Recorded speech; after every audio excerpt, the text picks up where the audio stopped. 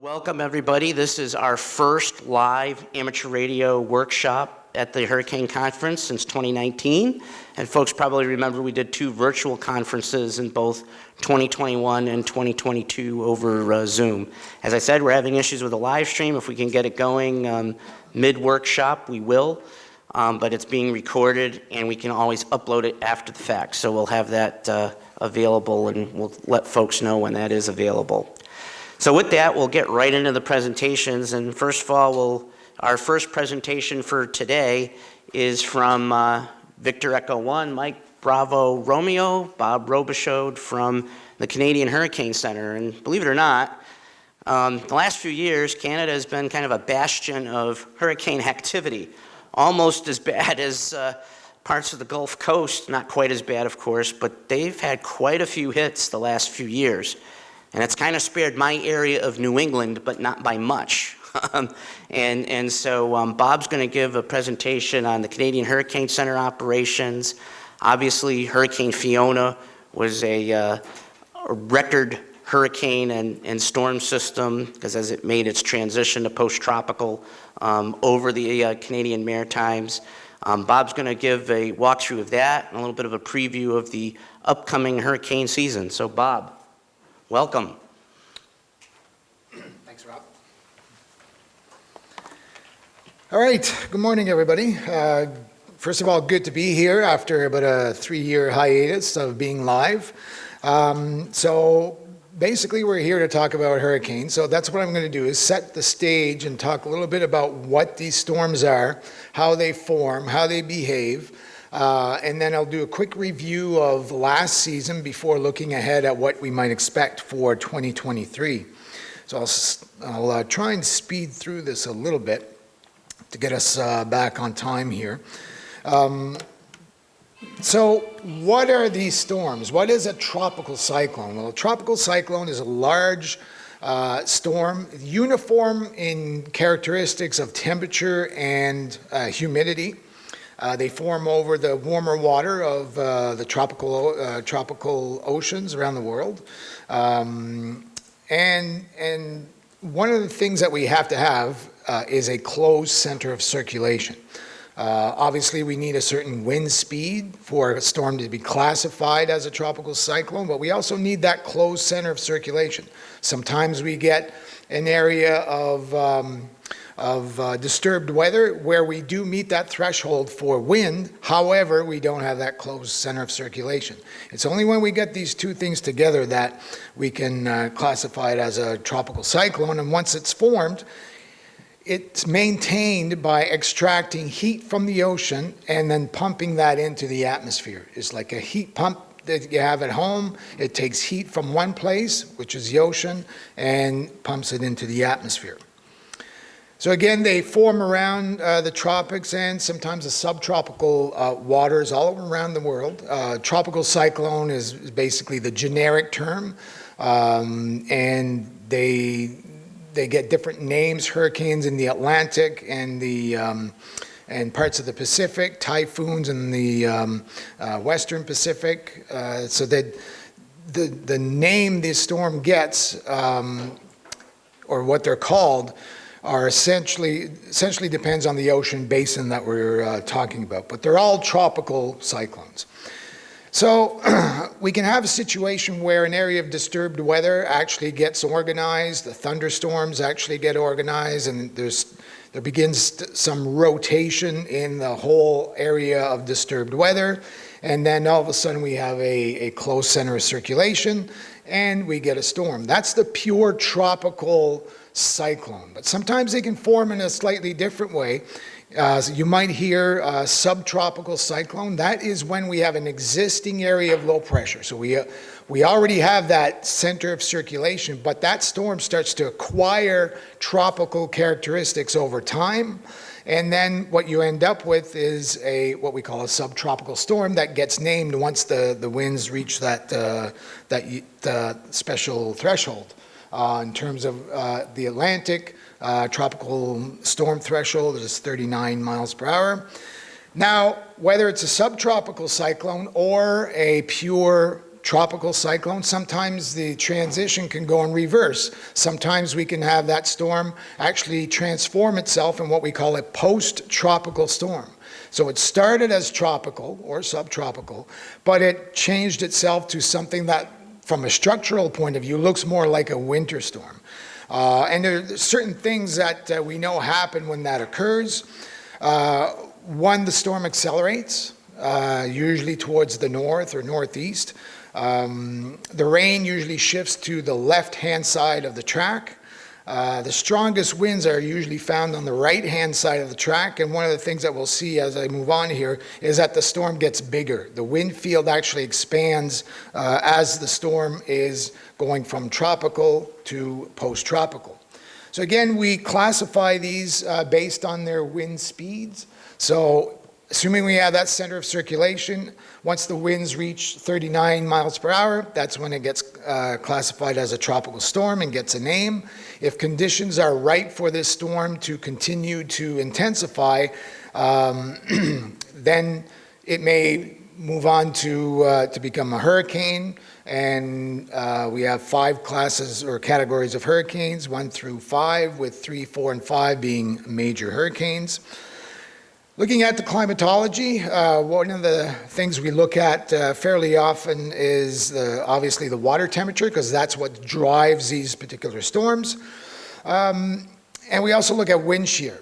So the look at wind shear over the course of the year. That graph actually has is for the year. So the blue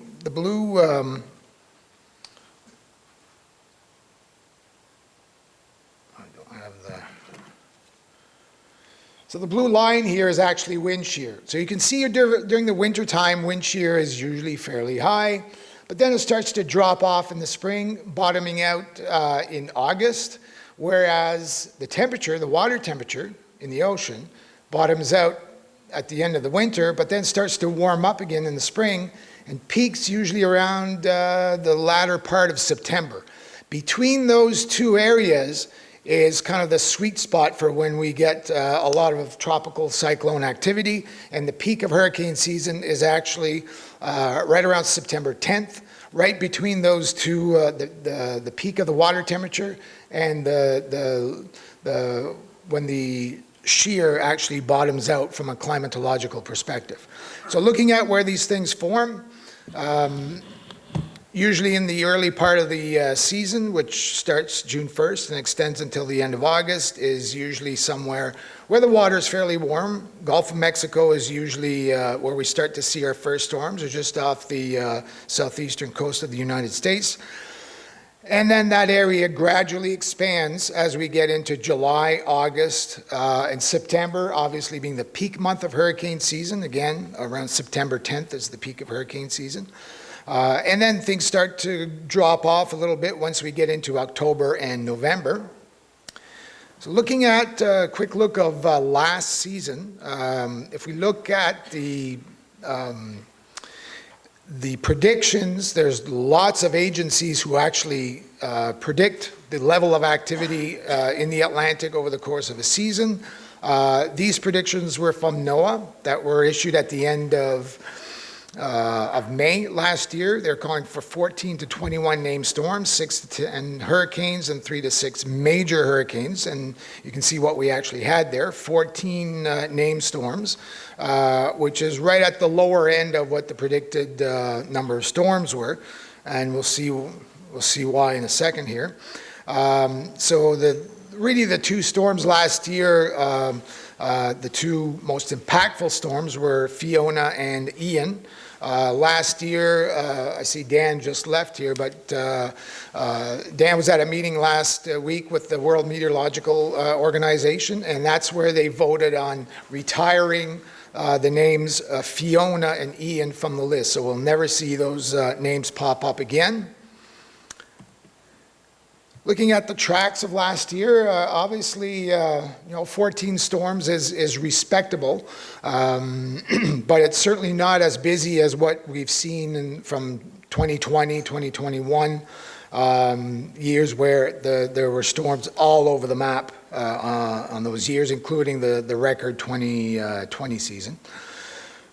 Here's the interesting part is where the season started off in June, early June. We had Tropical Storm Alex. Then we had two storms that formed in early July. They didn't last very long, and then that was it for quite an extended period of time. For the rest of July into the entire month of August, there were no storms whatsoever. People started to get antsy as, okay, well, where are all these storms? We were predicting up to 20 or 21 named storms, and we only had 3 up to that point, and 3 of the weak ones. But once we got into September, things really started going again, and we had some storms develop with the major ones being Fiona and Ian, a couple of storms in October, and another couple of storms in November as well, including Nicole, which was an impactful storm as well. So just doing a quick walk through the season, we had Alex that formed on, became the first named storm of the year on June 5th. Then we had Bonnie. Bonnie was an interesting case as it became a tropical storm just before making landfall in Nicaragua. But the storm maintained that well-defined center of circulation as it crossed over into the Pacific.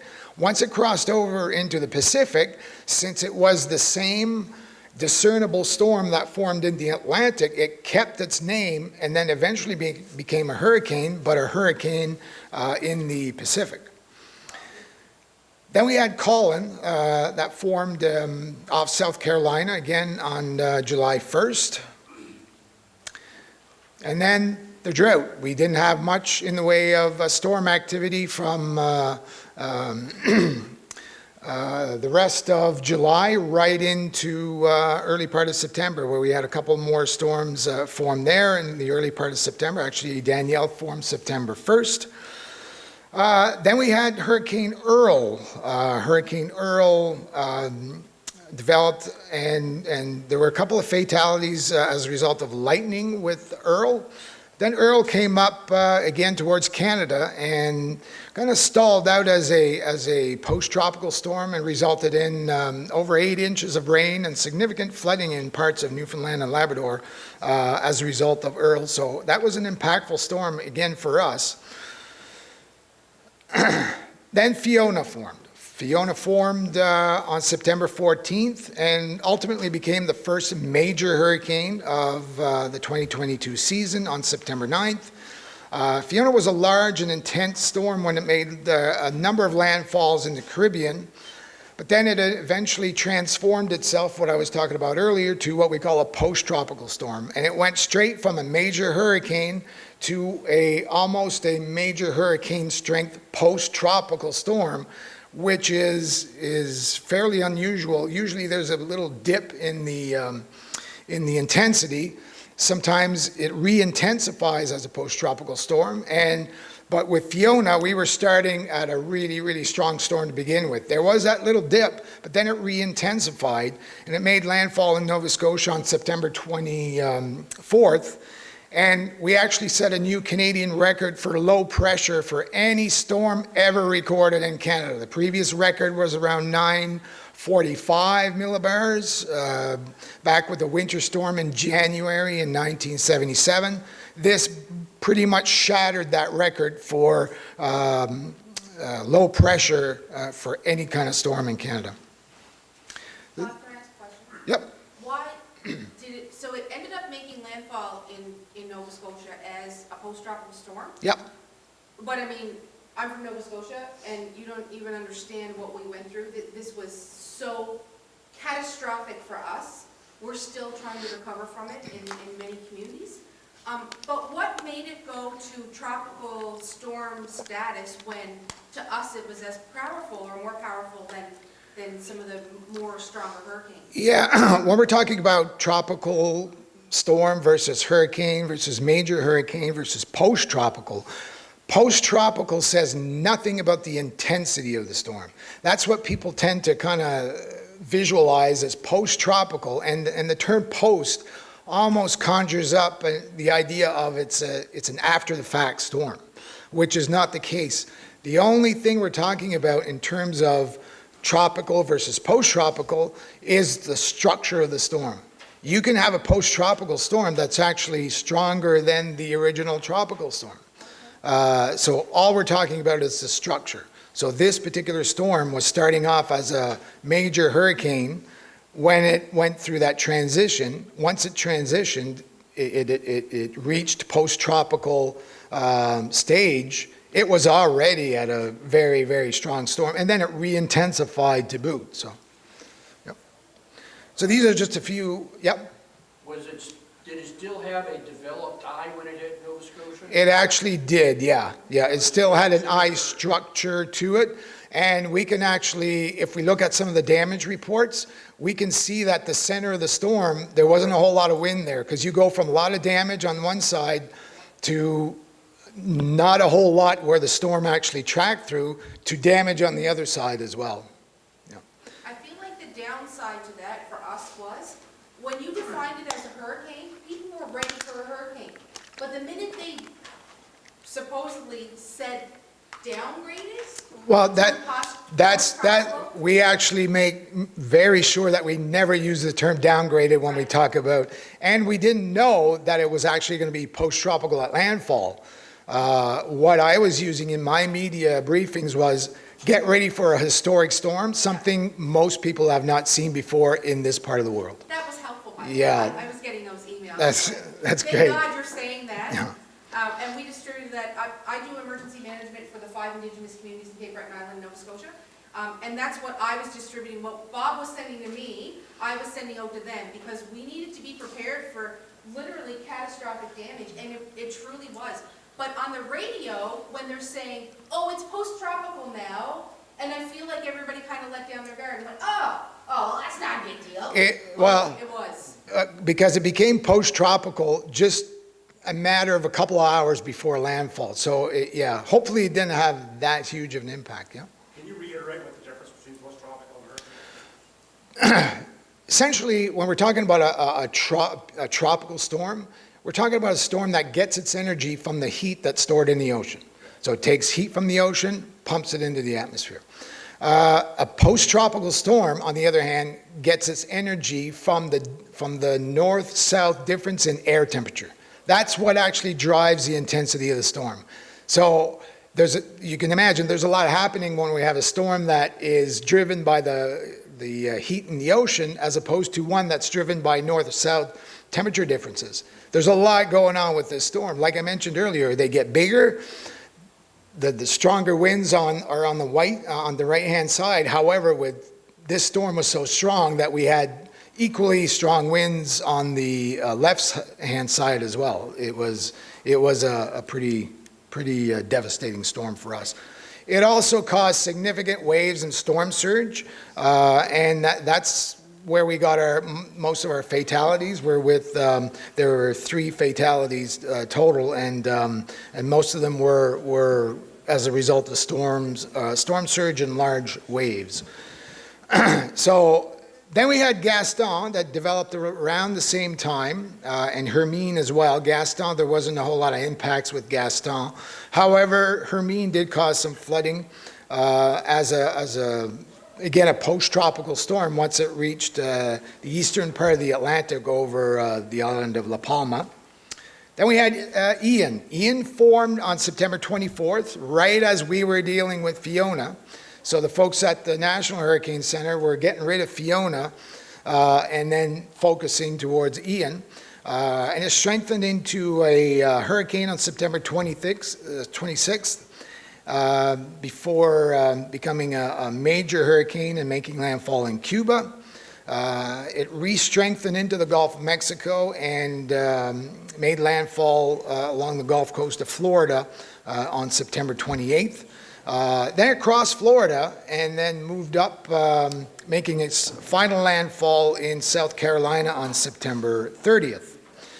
Obviously, with these 2 storms, Fiona and Ian, we could be here all day talking about some of the details and some of the impacts related with these 2 storms.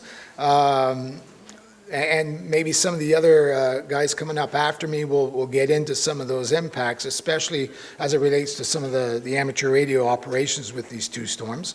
But one of the things that really came out, if we look at the difference between these two storms, we were kind of lucky in Canada, where the storm was actually making a beeline for the coast. It was actually coming ashore at a pretty much a 90-degree angle.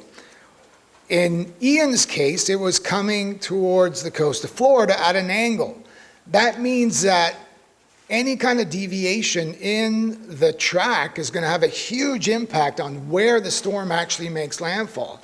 And there was some work that was done by Brian McNulty, and he looked at the cone of uncertainty and of where this storm was going to go. And the eventual landfall position was in every forecast that was issued by the National Hurricane Center. They actually did a really good job in forecasting the track of the storm.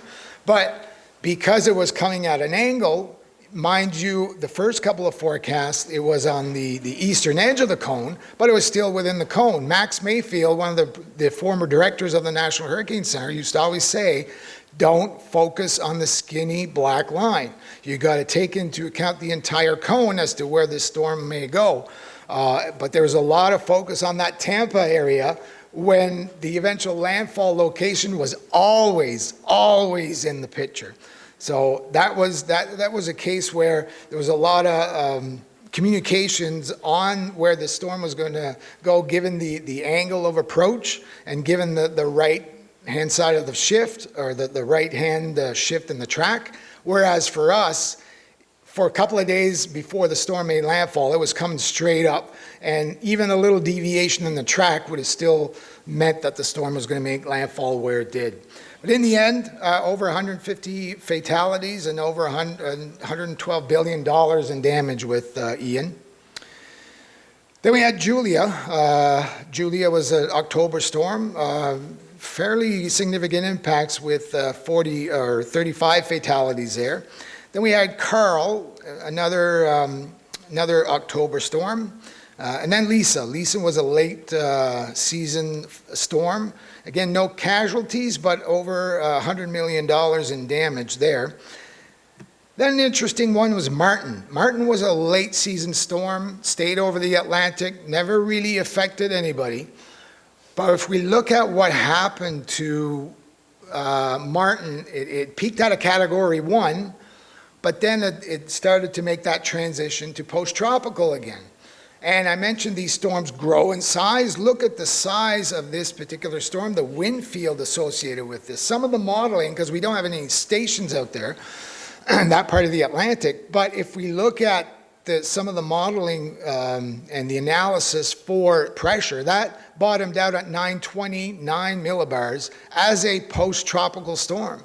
So for folks like me and Rob and Jim in the northern latitudes, this is like almost another Sandy, another 1938 storm, but it was out in the middle of the Atlantic. So in the same year, we had Fiona, and we had this thing that was out there, and I circled the wind circulation here, and you can see the circulation compared to New England and Atlantic Canada. The storm was massive storm, but again, it didn't really affect too many people, so it largely went unnoticed.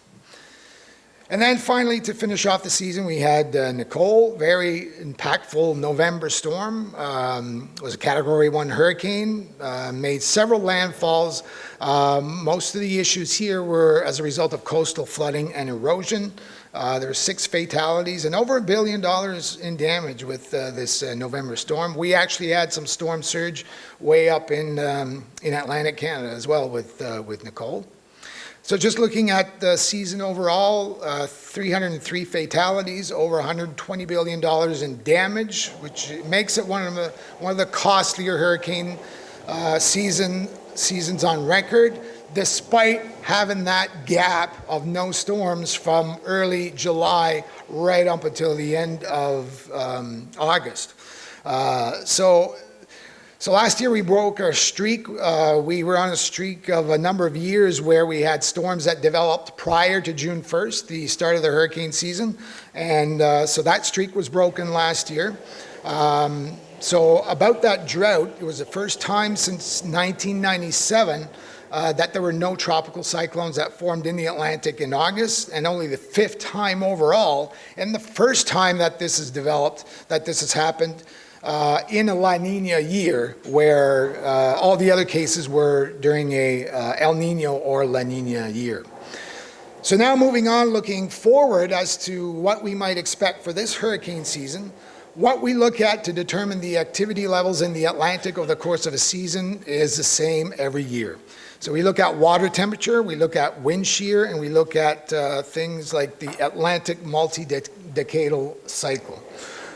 So let's look at some of this stuff. This is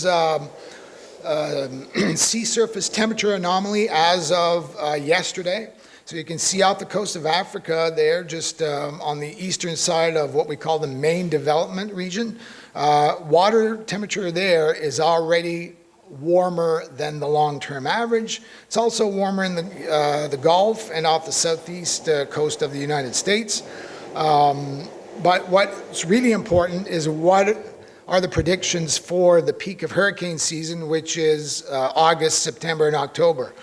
Well, a lot of the models have a very large warm anomaly in the Atlantic once we get to the peak of hurricane season. So that's going to be something that we're going to be watching very closely of how this evolves over the course of the summer. The other thing we look at is whether we are in an El Nino or La Nina. That determines the overall level of wind shear that we're going to have in the atmosphere. So one of the first slides that I showed, that I had up here, showed wind shear that decreases in the spring and summer. So we still expect that to happen. But when we're in a La Nina year, which we have been in the last few years, we tend to have lower average wind shear in the Atlantic. And when we have an El Nino, we have more wind shear in the Atlantic. So El Nino, more wind shear, fewer storms on average. So these are what the models are predicting in terms of this. Again, it's August, September, October. Most of the models we're looking at, almost none are predicting a La Nina. Everyone is either predicting El Nino or neutral, which is neither El Nino or La Nina. The official prediction for that, again, August, September, October, is basically a 4% chance of seeing a La Nina. We're either going to be in a neutral situation or El Nino, which would tend to lower the number of storms. Last thing we look at is the multi-decadal oscillation, and we're in an active phase right now. We haven't really seen any signs that we're going to a less active phase. We need a few years of lower tropical cyclone activity to say, okay, there's a trend, but we're still in an active trend. So if we look at all these things together, certainly the water temperature would suggest that it would be an active year. However, the wind shear would suggest that it would be less active. And the multi-decadal oscillation would kind of suggest a little bit more activity. But the wind shear is a big one. Is a big factor in determining the overall level of activity. So one of the things with wind shear is that it doesn't stay stable the whole time during hurricane season. It comes and goes. You get periods of high wind shear and then it subsides a little bit. It's that period when it subsides that it creates a window of opportunity for a tropical cyclone to develop, especially if the water is really warm and there haven't been any tropical cyclones to actually start cooling that water. Once that wind shear drops off, boom, you see a hurricane develop, and it could be a fairly intense hurricane as well. So even in a year where we have overall fewer storms, as we always say, it only takes that one storm to really, really cause some damage. So if we look at some of the predictions are really just starting to come out now. So there's a group in Europe called the Tropical Storm Risk. They've actually issued a prediction with numbers. This is fairly old. This is back in, this was predicted in December. They were looking primarily at the wind shear and the El Nino. And that's why their numbers here are a little lower than the longer-term average, but they are fairly representative, I think, of what's going to come out in some of these other predictions. They actually updates, Tropical Storm Risk actually updates these numbers on Thursday of this week. Colorado State University with Dr. Phil Klotzbach, he issues his first forecast of the season next week, April 13th. And NOAA issues their outlook at the end of May. So there's a couple of forecasts that are yet to come. But I think what we're going to see in terms of the rest of these predictions are slightly lower numbers than what we've seen in the predictions from the last couple of years. And finally, just taking a look at what the names are going to be this year. The first storm of the year is going to be Arlene, followed by Brett, Cindy, and so on. So this is the list of names that we're going to use. Probably unlikely, but if we go through these list of names and we need some more names, we have that supplemental list that we instituted a couple of years ago, which never changes. It's always the same list year after year. So this is what we're going to be using if we run out of names, which again, just looking at the conditions is probably not likely. So that's it for me. I just, again, want to thank everybody who's in the room today for coming out.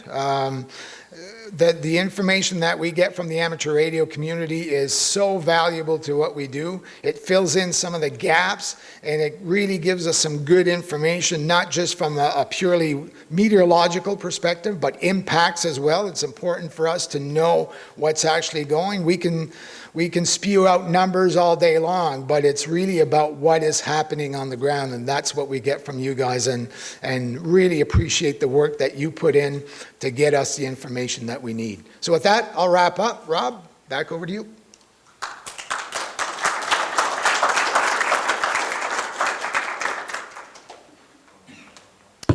All right, well, thanks, Bob, for that great presentation, and also thank you for joining us and giving us your perspective on what happened in the Maritimes, because as you kind of heard Bob reference, Jim and I are both from the Northeast, the New England area. We've had a number of brushes with tropical systems, but still our last landfalling hurricane in southern New England was Hurricane Bob in 1991. So it's been a while, and Fiona, if that had come up our way, it probably would have been like the 1938 hurricane, which most folks in our emergency management, and even myself doing this, even though for 30 plus years, we have not seen that type of activity in our area. And I think we're going to learn a lot when we do. Hopefully we never do, but we will learn a lot if that happens in our area. So with that, I will go on to our next presenter. And he's been a personal friend of ours for so many years, and he's done a fabulous job as kind of the founder and the supporter of the WX4 NHC amateur radio station at the National Hurricane Center, which is now entering its 43rd year of service. So since 1980, 43 years, an amazing track record of public service, and I'm happy to be a part of the group that supports the Hurricane Center. And Julio's going to give a great presentation on the operations at the amateur radio station at the National Hurricane Center and some other operations that he's also been involved in. Julio? All right, thank you, Rob. Let me get this going here.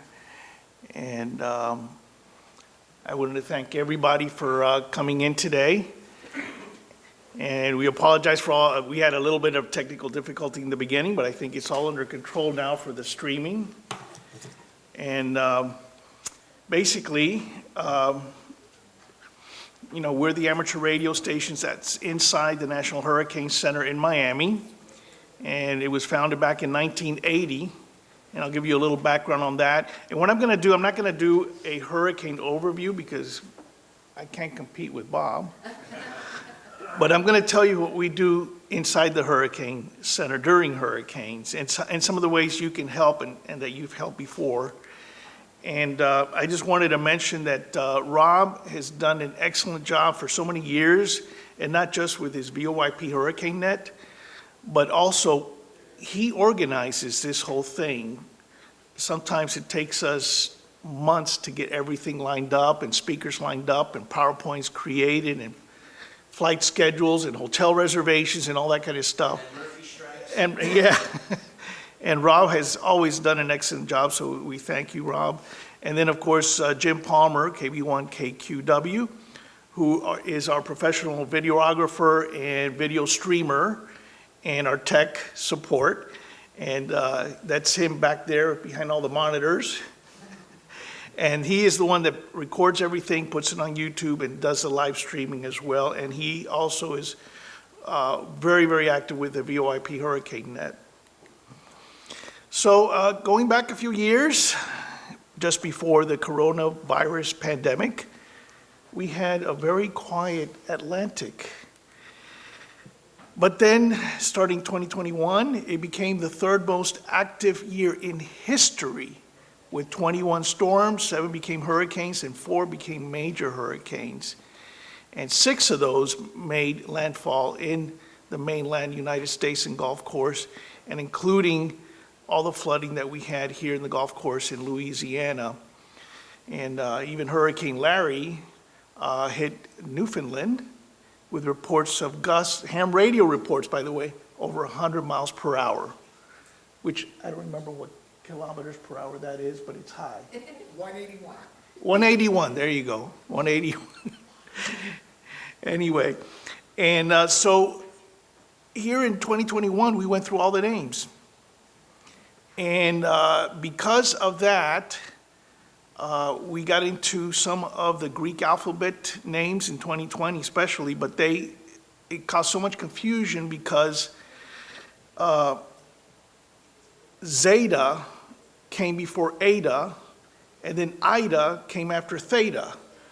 So it's like, which hurricane first and all that, and we were used to, going down the alphabet. So then in 2022, they decided to come up with the regular names, and 2022 had 14 named storms, and they became hurricanes, 2 major. And so this is what we ended up in 2022, and you can see, and Bob did an excellent job of showing everything that hit, but one of the big ones for Florida especially was Ian, which destroyed that west coast south of Tampa. And we were watching it very carefully, and we had a lot of local Tampa Bay ham radio operators giving us reports, and then we saw everything kind of shifting just a little bit to the south, and just that little shift, and it happened within one day that it started shifting, and then you know what happened then. I mean, it just destroyed the area south of that, and it affected including Naples and all that area, which was a shame. But even though we may not have a very active season, we can have why is this just starting? We can have hurricanes like this, that, there we go. That hit Mexico Beach and Panama City in the panhandle of Florida as a Category 5. That's Ian? No, this one was Hurricane Michael, okay? And they had not had hurricanes for, I don't know, close to 20 years. And then this happens. And you can see some of the results there. I mean, it's just, not just this one example, this one house, but you can see where houses were completely wiped away, and mainly by the storm surge. And that's the thing, is you get the combination, not just the wind, you get that storm surge coming in, you have a coastal community, and between the two of them, it can wipe them out. So then we had here in 2021 Louisiana, which had 3 tropical storms hit, and then this major hurricane named Ida. And it did havoc there, and we'll go through that. And this is now the new name of for the 2023 season, and it's still predicted to be slightly above average. But here again, even if we have a regular season, we get storms like these that are moving slow, and sometimes they're, a little difficult to predict. And this one, of course, was Ian. So we recommend you have a hurricane plan and get your best helper to put up your hurricane shutters. Make sure you have your spam ready, okay? And of course, we learned our lesson, protect your car, and with coronavirus, make sure you have plenty of toilet paper. Let me tell you, there were fights in parking lots in Miami for toilet paper. I'm serious. It got to be like before Hurricane Andrew, people were having fist fights in the parking lot of Home Depot for a sheet of plywood. Wow. Because we were not prepared. We had gone 30 years without a major hurricane in Miami. Then all of a sudden, all panic broke loose about 2 days before Andrew hit. Anyway, I'll tell you a little bit about that later. So here's our past, and remember, I'm doing our perspective of what we do as ham radio operators at the Hurricane Center. So we started out in this building, which happens to be across the street from the University of Miami. And believe it or not, it's a high-rise building, it's 12 stories high, and the Hurricane Center was on the 6th floor, which is the only one with hurricane shutters. Well, I don't know who thought of that, but when Hurricane Andrew hit, you see the Doppler radar, it disappeared. The 4 generators that were up here ended up in the parking lot. Then all these windows flooded. And what happened to here? Well, of course, all the ceilings caved in. So it's like, so anyway, this was our first radio station there. And you can see, there they are there. And we basically took the ham radio from the Amateur Radio Club of the University of Miami, put it in a cardboard box, put it on the forecaster's desk, and threw a wire out the window. And Neil Frank, Dr. Neil Frank, he put out word, he says, I need a ham over here that can come here quickly because we're losing communications with the Caribbean because they shut down their Met Office and they lose power. This is 1980. And I happened to be the ham across the street. So they said, can you come over here? I said, sure, why not? And I went over there and I thought, it's just for a while. And they told me the amateur radio service called ARES, Amateur Radio Emergency Service, told me, we're going to give you an official appointment for 2 years. I said, thank you very much, that's very good. It's been 43 years. So, and then in the middle of all this, after we get some nearby hits, they said, well, we need to make sure that you can travel with your ham radio equipment. Well, this was in the 1980s. This was our Go Kit. And we built it in an aluminum box, and it weighed about 200 pounds. So that box never went anywhere, okay?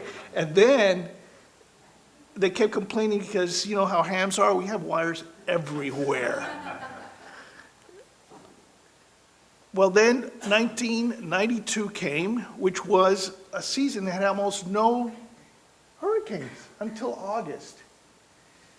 And then the first hurricane became Hurricane Andrew and became a Category 5 hurricane. And I lived through it. It took half the roof off my house. And I don't even live near where the eye hit in Homestead. I live about 20 miles north of that. We had wind gusts up to 165 miles per hour. In my neighborhood of West Kendall, and Homestead, which has Turkey Point nuclear plant, got hammered hard. And I happened to be the architect that was assigned to Turkey Point nuclear plant back then to find out classified information. I can't give you details, but we had a major building completely collapse. And we had to go out there and analyze why it happened. And then we found out, well, when you have several buildings facing the ocean, and then you have one building like that, it becomes a funnel effect, where all that wind coming in from Hurricane Andrew, which was over 200 miles per hour, when it went through those buildings and focused on that one building at the end of the line, it became, well, the anemometer blew off at 220 miles per hour. So of course, you get a Butler frame building, all steel, 4 stories high, facing the ocean, several buildings in the way. What happens? It dominoed. All the Butler frames, these steel frames, these beams were over 4 feet deep, okay? Weighed thousands of tons, and this whole thing just clack, clack, clack, clack, clack. So then, the government wisely decided the Hurricane Center should be in a hurricane-proof building. So, in the campus, Florida International University, they had this piece of land, and they built a hurricane-proof building that will withstand a Category 5 and even an EF3 tornado. And these are our original hams that were putting up antennas, and they had valued ham radio for the backup communication so much, they said, what do you need? I said, well, we need to go on your roof and put up some antennas. Go into any federal building and say, I'm gonna go on your roof and put up the antennas and put some wires through. They're gonna go, nah. They said, do it. So we went and put up 7 antennas up there for HF, VHF, UHF. We even had direct lines over to the west coast of Florida for, back then was called single sideband 2 meters. And then they gave us, right in the middle there, this 100-foot tower. And you can't see it from there all the way down to there. There's what we call a dipole wire antenna. We have 2 of them, one as a backup. And believe it or not, we talk around the world with it. 600 watts, we have an amplifier, not a 2,000 watt or 1,500 watt, 600 watts. We talk all over the world with that wire antenna. Why do we chose with the wire for our prime antenna? We have 3 backups. Because the wire flexes in the wind. And during Hurricane Wilma and some of the other hurricanes like Irma, it flexed in the wind. Several of the other ones broke. And their satellite dishes, they flew away. And 1995 happened to be the most busiest season on record. So we were building a building, putting up antennas, and we had the most active season at the same time. So we were multitasking the whole time. And this is the front view of the Hurricane Center and the entrance there. And you can see it is still all concrete. The concrete block walls are 10-inch thick steel reinforced concrete. Not block, concrete poured in place. And then there's 2 big bathrooms inside. They're 20-inch thick steel reinforced with a concrete roof inside the building that will stand an EF3 tornado. Where is it located? It's located right off the turnpike In in South Miami. Oh, Miami. Oh. Yeah. And it's good it's in Miami because it's close to the action.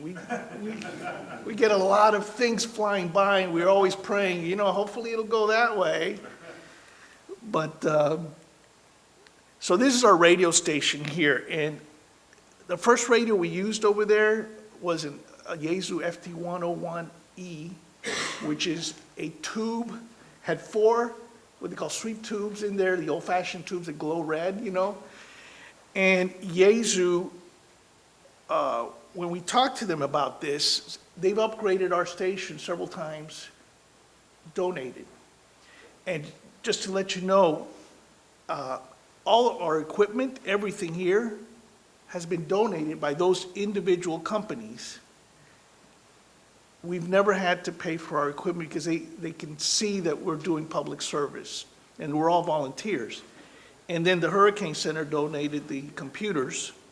When they retired them from there, I would say, we don't need anything high speed or anything. We just need to be able to do VoIP and APRS and things like that.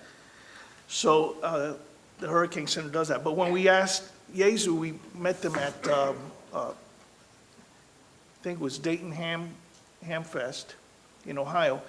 And we're just talking to them, and they asked what radio you're using, and we had an old Yaesu radio, and the rep for the United States says, give me a list. And then we got all of these. All of a sudden, a box showed up with all the new radios, so we appreciate that. Of course, then we had to learn how to use modern radios, because they have, you know, these really beautiful color screens, and you have to program them and all this, but we got it working. The other thing we use quite often, and we use, you know, maps like this, which are for APRS, and believe it or not, we get information from APRS that are beaconed from amateur radio operators who have weather stations that beacon up to the mesonet, and we get them on a map. And sometimes those stations, those hams are not on the air repeating the same thing, so we get that information from them. And then one of our main nets that we use is the VoIP, and this is what it looks like on our screen, and you'll see a whole bunch of stations here connected to it, and some of them are repeater systems. You know, VHF, UHF repeaters, people with a handheld, people in a car, and they all come up to this net. And this net then also supports texting. It's a hybrid type of radio. So it's not just a radio going through a repeater that repeats it over the internet, and that you actually can do it from your computer as well. And it is one of the main sources of information from ham radio operators that are in the affected area that may not have the big HF equipment with a big beam and all that. So we combine all those modes, and you'll see how we combine them later, to do all of these things. And as you can see here, some of this here, all the texting back and forth, and this is the chat room for the Hurricane WatchNet, and I'll go into that in a little bit. So when we're on HF on 20 meters, on HF basically, and I don't know how many of you are not hams, we take a radio signal on high frequency and we bounce it off the ionosphere. And sometimes it goes 1,000 miles, sometimes it goes 5,000 miles. Where it lands is where the affected radio station is that's coming back to us. And sometimes with their net controls, because the ionosphere varies, we cannot hear them. So we actually have this backup system where we basically communicate through the internet and text each other to coordinate the efforts. These are our operators here, and all volunteers. Nobody here is an employee of the National Hurricane Center. Okay, and remember the FCC rules. You cannot be paid to be a ham radio operator. So basically we have to find, and there are employees in there that are ham radio operators. So if we get a direct hit and they have to use the ham radio, they can get off salary for an hour and get on there and call for help. So this is what we did when we were on the air in person, which we are on the air in person now since last year. And this is just a view of how we operate in there. Sometimes we have up to 4 or 5 people, 5 operators at one time. And, you know, this was, you know, they gave us this whole workstation here. And it's inside the room that does everything you see on the internet. Those meteorologists there are the ones that process all of the images and the maps. And we share their room. And the nice thing about that is that sometimes they come right up to us and say, you know, do you have information from this place here? And we try to get that for them. And then 2020, 2021, we were remote. And these are some of the hams working from their personal radio station at their home. We had never done that before. It worked. And we were amazed because we were like, how are we going to do this? We can't go into the Hurricane Center. But we set up a whole system where our operators were working from their home on HF, on VHF, using the local repeater. And we have, by the way, Florida has they call it SARNet, a linked repeater system with 27 repeaters. that they're linked from Key West all the way up to Tallahassee and Jacksonville. All the EOCs are on there. So when we have a Florida State hurricane, we get all that linked up as well. So we have all those different things, and well, how are we going to do this? Well, we developed a system where they would collect the reports from the Hurricane Watch Net, from the VIP Hurricane Net, from all the other sources we use, and then funnel it through a couple of operators who had enough meteorological knowledge to make sure these were important reports and valid reports. And then the Hurricane Center gave us a special email address, which was private because they didn't want 1,000 people sending the hurricane forecasters emails and questions while they were trying to forecast. And then we would give them to the head hurricane specialist. And it worked. So fortunately, we learned a lot about that. And now we have a hybrid system where we can work inside the Hurricane Center. And let's say there's a shift that we cannot work inside for whatever reason, we can work it remote. So we can be on the entire hurricane. And this is just, how long have we been there? Well, 43 years now. We've worked over 100 hurricanes inside the Hurricane Center and a little remote. And we have worked now through 11 Hurricane Center directors. So there's 11 directors there. And the current one is Jamie Rome right here. And Jamie is speaking right now in another session. But Dan Brown's going to come in later and say a few words about their perspective of ham radio. So that's Jamie Rome there. And I've known him probably 20 years. And Dan Brown, he's fantastic. He's the senior hurricane specialist. And he'll be here shortly. So our purpose and goals, well, to collect surface reports. And that is some of the most important things we can do. They want to know what's happening right there. And just a quick example, we had a hurricane hitting the east coast of Mexico. And we had one Mexican ham, and that's one of the things we're trying to work on. It was, here's a country with 110 million people. We had one Mexican ham, okay, came up on the air, and he was working in a scuba dive shop at the mouth of the river. And he was a ham, and he came on the air, and he said he's just witnessed the direction of the water of the river reverse and start going inland instead of going out to the ocean. And when we gave that report to the hurricane specialist, he says, there's going to be massive flooding. Once that wall of water meets the wall of water coming down, somewhere in the middle, it doesn't have a place to go, and it's just going to overflow. So they updated their warnings and sent them to Mexico and say, this is what's going to happen. And they did.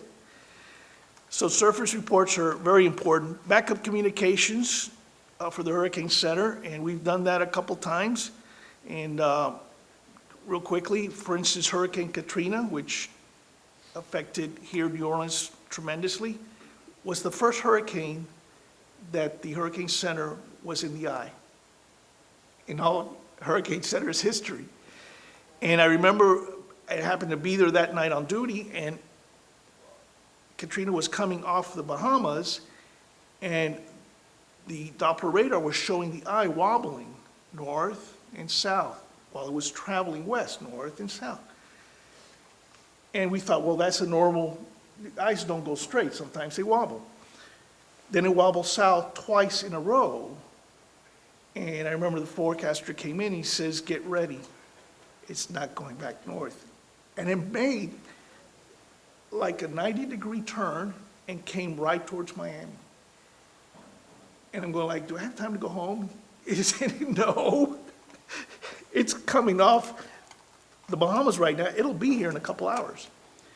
So we were in there, and we noticed all of a sudden the winds were picking up tremendously, and then this tremendous silence. And where we are located, right next to the turnpike, there's all of these royal palm trees that are 50, 60 feet high, and their palm fronds were like at 90 degrees, and all of a sudden they go like that. that was the first time. And of course, many of the people inside the Hurricane Center had to come out and look, because they had never witnessed that personally. The other thing is we do relay the hurricane advisories to stations outside, you know, in other countries and all that, over ham radio. Back in, I think it was Hurricane Michelle that hit the Yucatan area, there was a small fishing village with a ham there. And the only source of information that their local AM radio station had at that time was ham radio. So all the information that was relayed through the hurricane net, he relayed to the AM broadcast station, who then all the people in that small village with their little AM radio were able to listen and prepare for it. And one of them was when the waters from the lake had receded, they had a bay area receded, and people started going out to look at the exposed bottom of the bay. And we immediately set warnings out there not to do that, because when that water comes back, it's not slow. It comes back as a wave and could kill a lot of people. So hurricane advisories over ham radio. And then enhance and promote the accuracy of weather service reports. And we have a program called ONNHC, and we promote weather stations, amateur weather enthusiasts, and they can send reports directly to us, even if they're not ham radio operators. So you can see that this is only some of the sources of information we get into the ham radio station there, and it's not all just radio.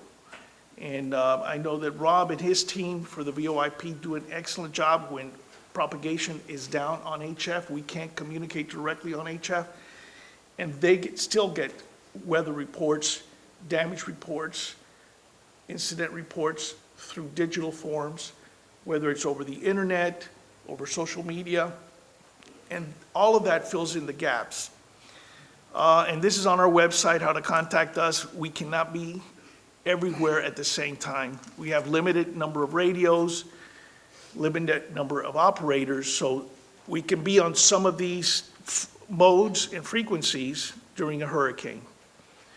But then we ask if you are on DMR or D-Star or WindLink or things like that, try to send it to us in some form, because we can't go everywhere. Then a little bit about the Hurricane WatchNet. Bobby Graves unfortunately could not make it here to do the presentation that he usually does in person, so I'm going to say a few things about them. And from day one, when we started the Hurricane Center, the Hurricane WatchNet was there. You know, they've been formed since 1965, and they were relaying information to the Hurricane Center back in that day via fax. You know, the machine, you put a piece of paper in and mysteriously it prints over there. And until 1980, when we became in person, and then we were able to participate in their net. So they have control stations. You can see all over the place. In fact, there's some even in Canada, and I think there's some up here, and then down in Central America, South America, even in the Caribbean. And the reason they have that is because of propagation. Where the signal lands, you bounce it off the ionosphere. Sometimes you can't predict where it's going to land, but they're all listening for those stations. And just some of the things they do, they disseminate the hurricane advisories. They read them over the air. They obtain ground truth weather observations, which we call surface reports. They do backup communication links, and that's basically what we did during Hurricane Katrina with Slidell NWS here. And so you can see many of the things that they communicate with. And then prior to the operations, because they use specific frequencies, and luckily in the last few years, we were able to establish this as a secondary net for when 20 meters goes down and we don't have propagation on 20 meters. they go down to 40 meters, which is good for the nighttime operations. And they do advise the different nets, because there's other nets that work on those frequencies and say, hey, we're working a hurricane, can you give us priority? And they do, and sometimes the cooperation between some of, like the boat watch net, the maritime mobile net, is good because then we get ship reports. And some of these ship reports are very important. And of course, FEMA and the Red Cross. So he explains to stay informed, especially with the Maritime Mobile Net. And then they have an excellent website where they maintain it with all the detailed information, not just of hurricanes when they're active, but they have some of the preparation guides on there as well. The other net we participate very heavily in is the VoIP Hurricane Net. And the VoIP Hurricane Net, you can see it's an Echolink net, and they have a note on our IRLP. IRLP is repeaters. A repeater is basically, you know how you use your cell phone? By the way, I'm talking to people who are not hams. A cell phone doesn't go to a cell phone. It goes to a tower, and that tower is like a repeater. Well, in ham radio, we use repeaters that are VHF, UHF type equipment, and they're basically like this, where I can dial in a frequency, and that repeater then is connected to the internet, who is connected to other repeaters, which we call a conference. And sometimes we would be on one frequency, and we would be able to talk at the same time to Hawaii or to England. And sometimes that repeater can have 100 different locations all connected, and then the conference room as well. So just one example for this, we were working in 2004 Hurricane Ivan when it was making landfall in Grenada, and it was at night. And the frequencies we were using on HF to bounce off the ionosphere loses its reflective power like a mirror. You know, you shine a light into a mirror and it shines it back, but if the mirror gets foggy, then you don't get a very distinct reflection. So what happens is, we lost all communications with the University of Grenada. And we're like, oh my God, they're about to get hit. And they had evacuated, there were people out in cruise ships, and well, there was a ham in St. Lucia who could hear them. And he became our relay, but he couldn't hear us. So he went from HF to Grenada, then he went to this net using his computer, which relayed it all the way back to us. So that relay from a relay, and like we said, we don't care how we get the surface reports, as long as we get them, we have a source that we can verify. And all those reports from Grenada then were able to reach us. And we had the same exact thing happen with Bermuda, when we have that Category 4 hurricane that hit up there. And well, I'll tell you about that in a minute. We also sponsor the APRS CWOP, which is the Citizens Weather Observers Program, and we started that many years ago. And basically, the CWOP is ham radio operators that have weather stations that they can beacon on HF or VHF automatically their weather reports, and it shows up on the Mesonet maps. And then we have APRS, which we can directly connect to those weather stations, and you see them there, and get their data from there. And sometimes, like Hurricane Michael, where we had lost a lot of the ham radio operators that lost their antennas and they didn't have power or whatever, some of their weather stations stayed up. And we were able to see the wind, how it was shifting as the eye went across them. So surface reports, this is what we need. Definitely need this. But we warn you, do not go out there and try to do this by yourself, okay? So if you can safely report something, do it, but don't, anyway, don't go out there. So for people who, whether you're a ham radio operator or a weather enthusiast or a citizen in the affected area, you can go online and you can fill out a report form. with all the data, whatever you have. It doesn't have to be complete. It'll accept an incomplete report. Make sure we can somehow get back to you and say, hey, by the way, was it really, 180 miles per hour? How'd you measure it? If you did this, true story. We had a hurricane that was hitting the Mississippi Delta region one time. And there was a tugboat captain. And he kept sending all of these wind reports. And we were like, oh my God, and he's a tugboat captain. Unbelievable. I said, this is incredible. And then he sent us a pressure report.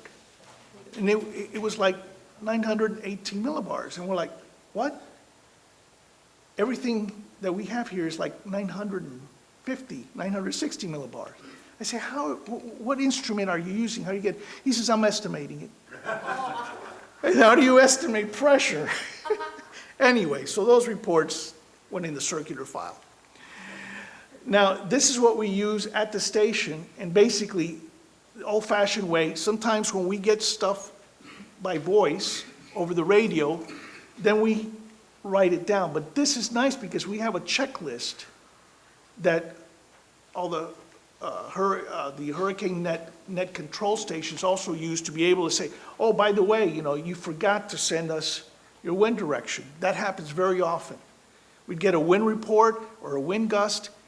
It's like, where is it from? Where's the wind going? This is D-Star, and now we don't have D-Star within our station, but we have a net control from D-Stars and D-Rats, which they do digital communications, and they then send us reports like this. Here again, that's a valid surface reports. And then we also use a system called WindLink, and you see there WL2K.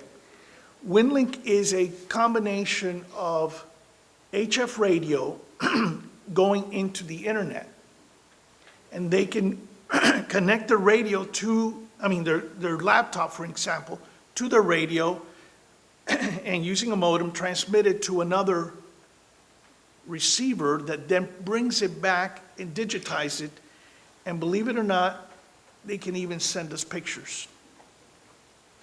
So here we go. It's a ham who took a picture, who wrote a report, who put it on his radio through his Pactor modem, brought it over the HF radio. It landed somewhere in the United States or wherever. They put it back in the internet, and all of a sudden, on our computer, there it is. You do it on packet too. Yep, on packet. And here again, it's like I tell everybody, it doesn't matter how it got here, how many steps it took, but the main thing is that it did get here. So can ham radio make a difference? Are we too old?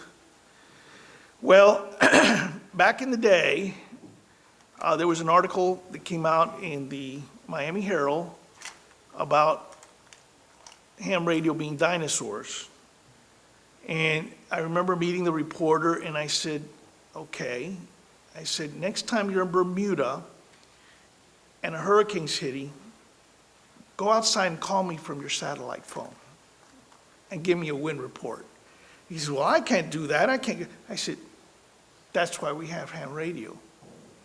And then he changed his mind about us being dinosaurs. And real briefly, our first hurricane was Hurricane Allen. It did destroy, one of the islands there pretty badly. And it went right over St. Lucia. You can see what it did to that house there, just turned it completely upside down. And at that time, we were getting multiple hurricane reports from Victor, J69DJ, and he was the only ham on that island, and he was requesting medical assistance. And all of a sudden, on our frequency, came the British hospital ship called the HMS Glasgow. He says, we're only a day's sail away from helping them. We have so many hospital beds, we have helicopters, but we can't land on the island without governmental permission because they just got their independence from Great Britain.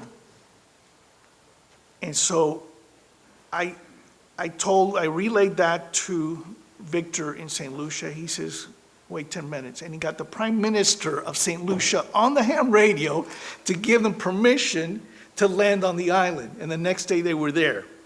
So here again, a simple transmission. we may have we helped save some lives by getting that process to work. And 1992, here again, I lived through this, and it damaged 300,000 homes. The day after, a few days after Hurricane Andrew, we had over 200 hams out there relaying emergency traffic and then connecting the Navy, helicopters, the National Guard and all that, because they were all on different frequencies.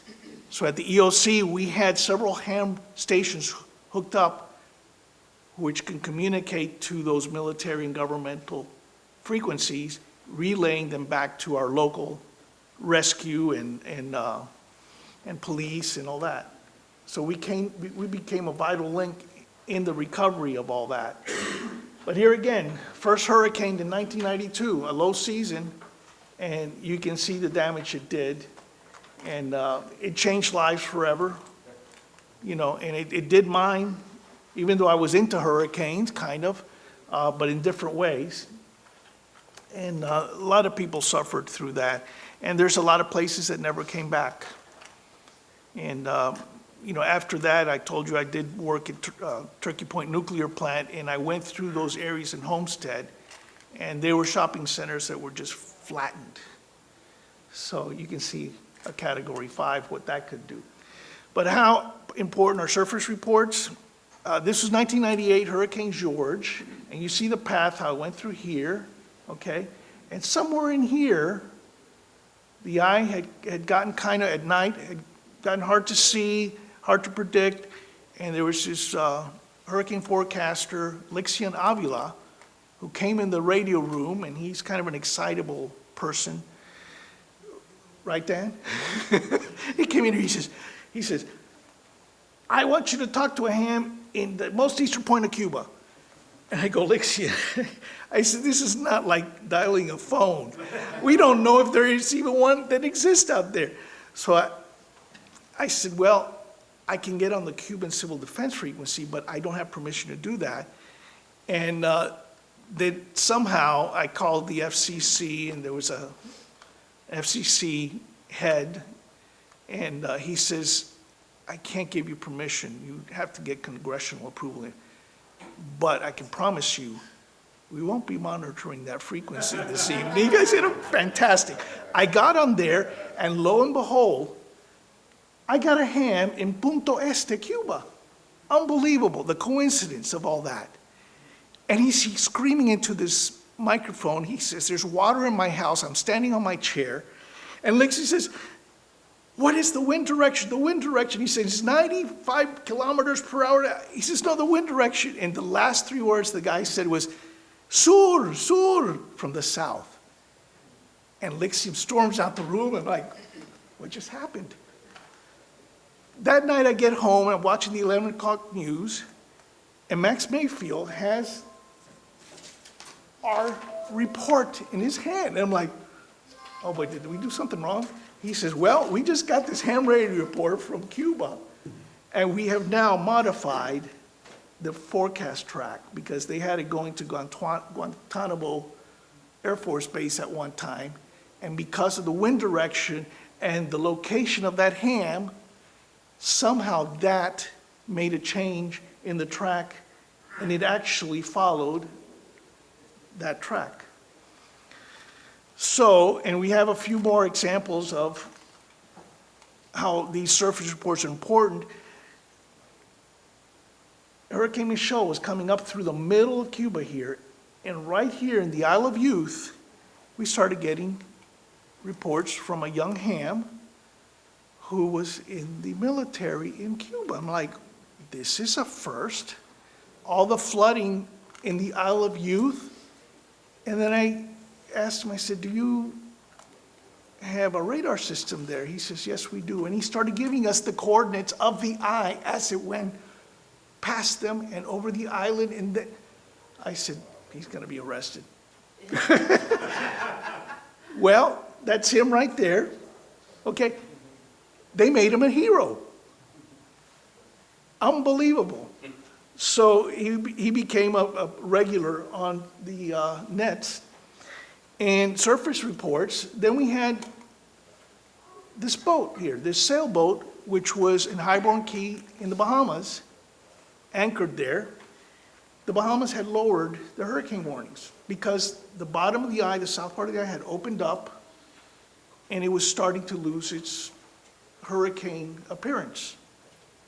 But this sailboat kept giving us wind reports of 100 to 110 miles per hour.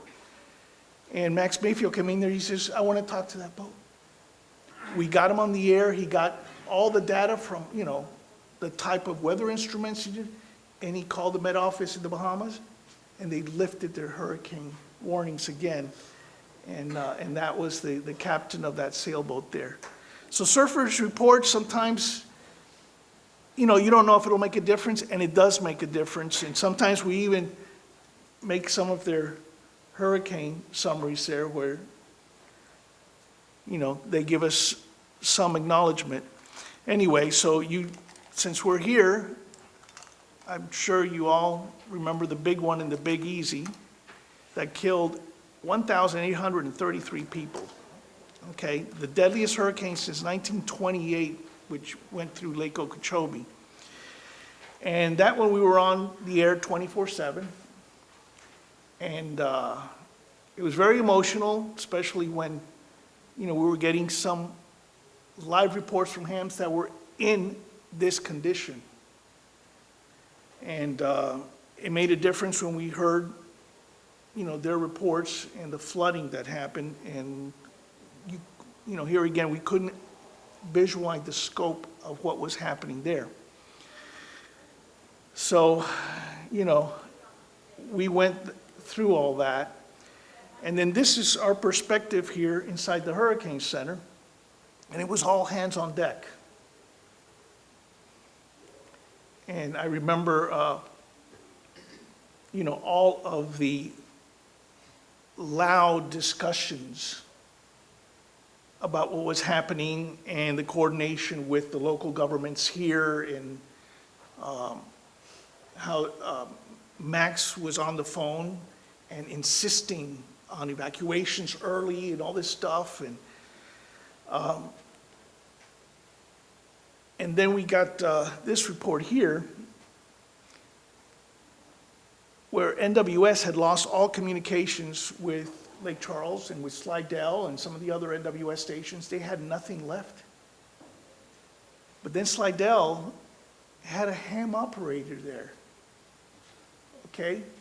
And he was able to contact us after we went through all the different nets and we had hundreds of hams looking for them because we had no prearranged frequency for them, got them on our frequency, and they started sending all these reports, okay?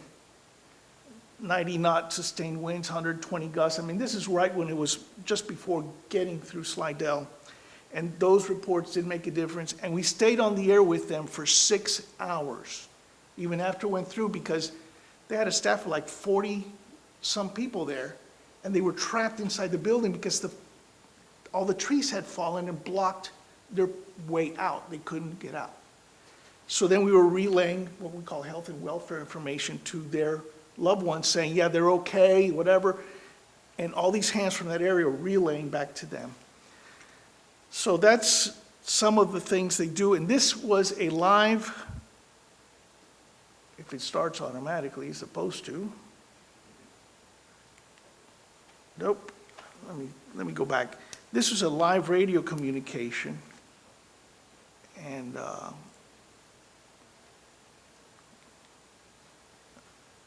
it worked before. There we go. This is during Hurricane Katrina. Just to give you a sense of what it sounded like.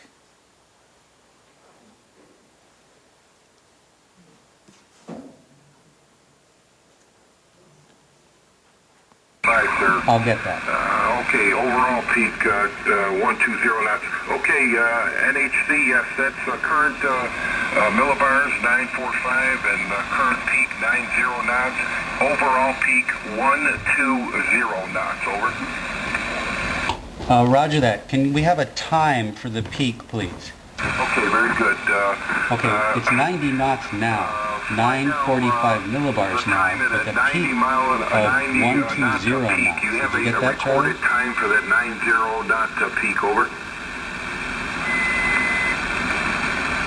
Okay, very good. 5 minutes ago, 5 minutes ago, Ken, over. Roger, the 5 minutes ago. Okay, so Charlie, are you catching this? Okay, so it gives you a sense of what we hear. Sounds very reasonable. The values we had were very rounded. Are these kind of approximate This values, is Eric or Blake, he's one of the were those the specialists exact that measured values? confirming We had that we're- 90 knots gusting to 120 knots. Over. He did that Roger.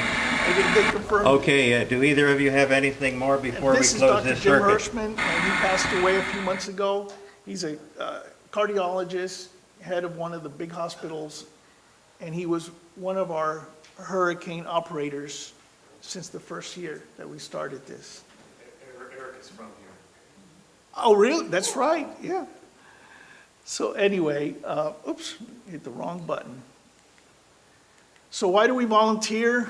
Well, this is why you guys are here. You volunteer because you care. You know, you use your special skills, which are very unique. You know, you tell people, I'm a ham radio operator, or I'm an amateur radio operator. And the word amateur is just because we don't get paid. But we have special skills, very unique skills. We can put radios together, put wire antennas up in trees, and talk to the rest of the world when sometimes satellites don't get through. So, and this is why everybody's here, and this is why everybody cares, is because we want to do whatever we can to help those that are hit by a hurricane. And I'm convinced, otherwise I wouldn't have volunteered for 43 years. I'm convinced that what you all do actually helps save lives in the end. So thank you very much.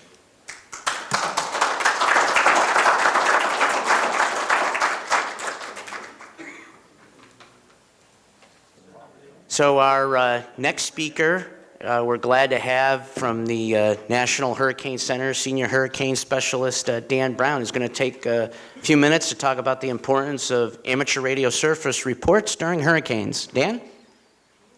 Thanks. You're welcome. So thanks. Good morning. I don't have any slides, so I'll just talk here. I took a few notes, and I really appreciate Julio's presentation because it brought back a fair number of memories for me. I haven't been at NHC all the way back to 1980, but I did start there in 1993. Certainly have seen Julio and all the ham operators at NHC for a long period of time. Know some of the stories we were talking about, some other stories which I didn't know, which are great. But it's interesting because as a forecaster, we never want to see these storms to make landfall and impact people's lives, but we know that they do. And so it's just extremely important to get the information, the situational awareness of what's going on the ground. And yes, as forecasters, we sometimes are still excitable. Even myself. Again, it can be little things, like you mentioned, the wind direction. It can be little things like that that help us to understand, where the storm's located and help us do our jobs. One thing too, I would mention that. So I'm the warning coordination meteorologist there, and also one of the senior hurricane specialists. And so I get to work a lot with both the local National Weather Service offices as well as folks throughout the Caribbean. And just last week, I was at our first in-person meeting, thankfully, since 2019, of the Hurricane Committee that meets to talk about how we coordinate, how we're trying to make sure people have the information to make decisions. And it's where the names do get retired and replaced, so we did that last week. But I mention that because, again, your work not only helps folks here in the United States, but also in the Caribbean. And, I know hurricanes that hit some of these very remote areas, there might be a ham operator that can, again, provide that piece of information to us, situational awareness. And I didn't even realize some of the stories about how you all also have provided help connecting, government officials and others to those areas to get that. I did look, it was funny, you mentioned some recent storms and you talked about Stacy Stewart. He is retired, but was always a very big proponent of the program. And I looked at one of his, in fact, I think it was the final report he wrote before he retired. He did mention an amateur radio report from Hurricane Iota in Nicaragua, and that was the highest wind report I think we had for that storm. It was 108 knots, which is about 120 or 122 miles an hour. Again, that information and that work is so crucial to what we do. When you look back too and think about how technology changes, you go back to, say, Hurricane Mitch, 1998. Of course, that's before we all had cell phones, walking around with basically computers in our pockets. That storm stalled over Central America and unfortunately took about 9,000 lives. It was one of the biggest losses of life in hurricanes in the 20th century. But we moved forward and we had, Katrina. So technologies, that was sort of maybe right around the start of the cell phone, maybe not quite smartphone, but at least the cell phone era. That storm took 1,400 or so lives. And, you even move forward to today, something more recent like Maria in Puerto Rico. Again, a lot of those weren't direct fatalities, but they were indirect after the storm, about 3,000 lives. So again, it just shows the importance of making sure that we have communications both before, during, and after the storms. And it's so critical to have that. And so again, I thank you all for everything that you do for that, because I know it helps not only us, but helps those first responders. And again, it provides that situational awareness for us at the Hurricane Center. And it can be things from, damage reports can be quite helpful, in real time, and then also after the fact. If you're not real familiar with the Hurricane Center, we actually issue what we call tropical cyclone reports on every storm that we have in the Atlantic and Pacific. The ones that strike land are much more lengthy, much more thorough. The idea behind those reports is to provide the historical perspective, the climatological record for the hurricane. So we end up going back and reanalyzing. We look at all the data. We actually comb through the reports that you all provide to us. Again, looking for those peak winds, the rainfall, storm surge information. And then we have a section where we actually talk about the damage and destruction, loss of life. And again, it's to document that information so that we as forecasters and as the weather community can start to maybe better message these events.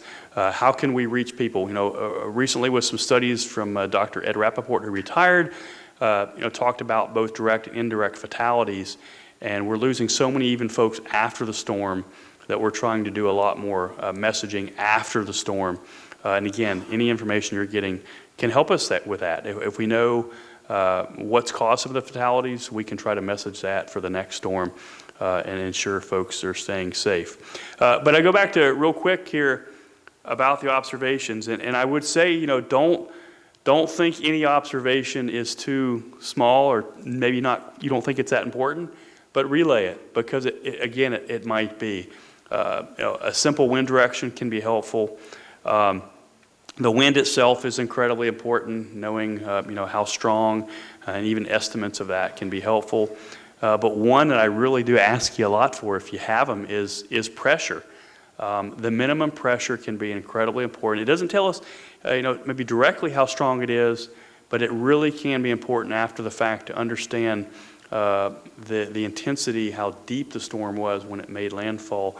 And I know a storm like Andrew, I think it was some ham reports and others from the public that we got after the fact, and we realized how strong it was because, again, the aircraft didn't measure it right near landfall. So those pressure observations are really important.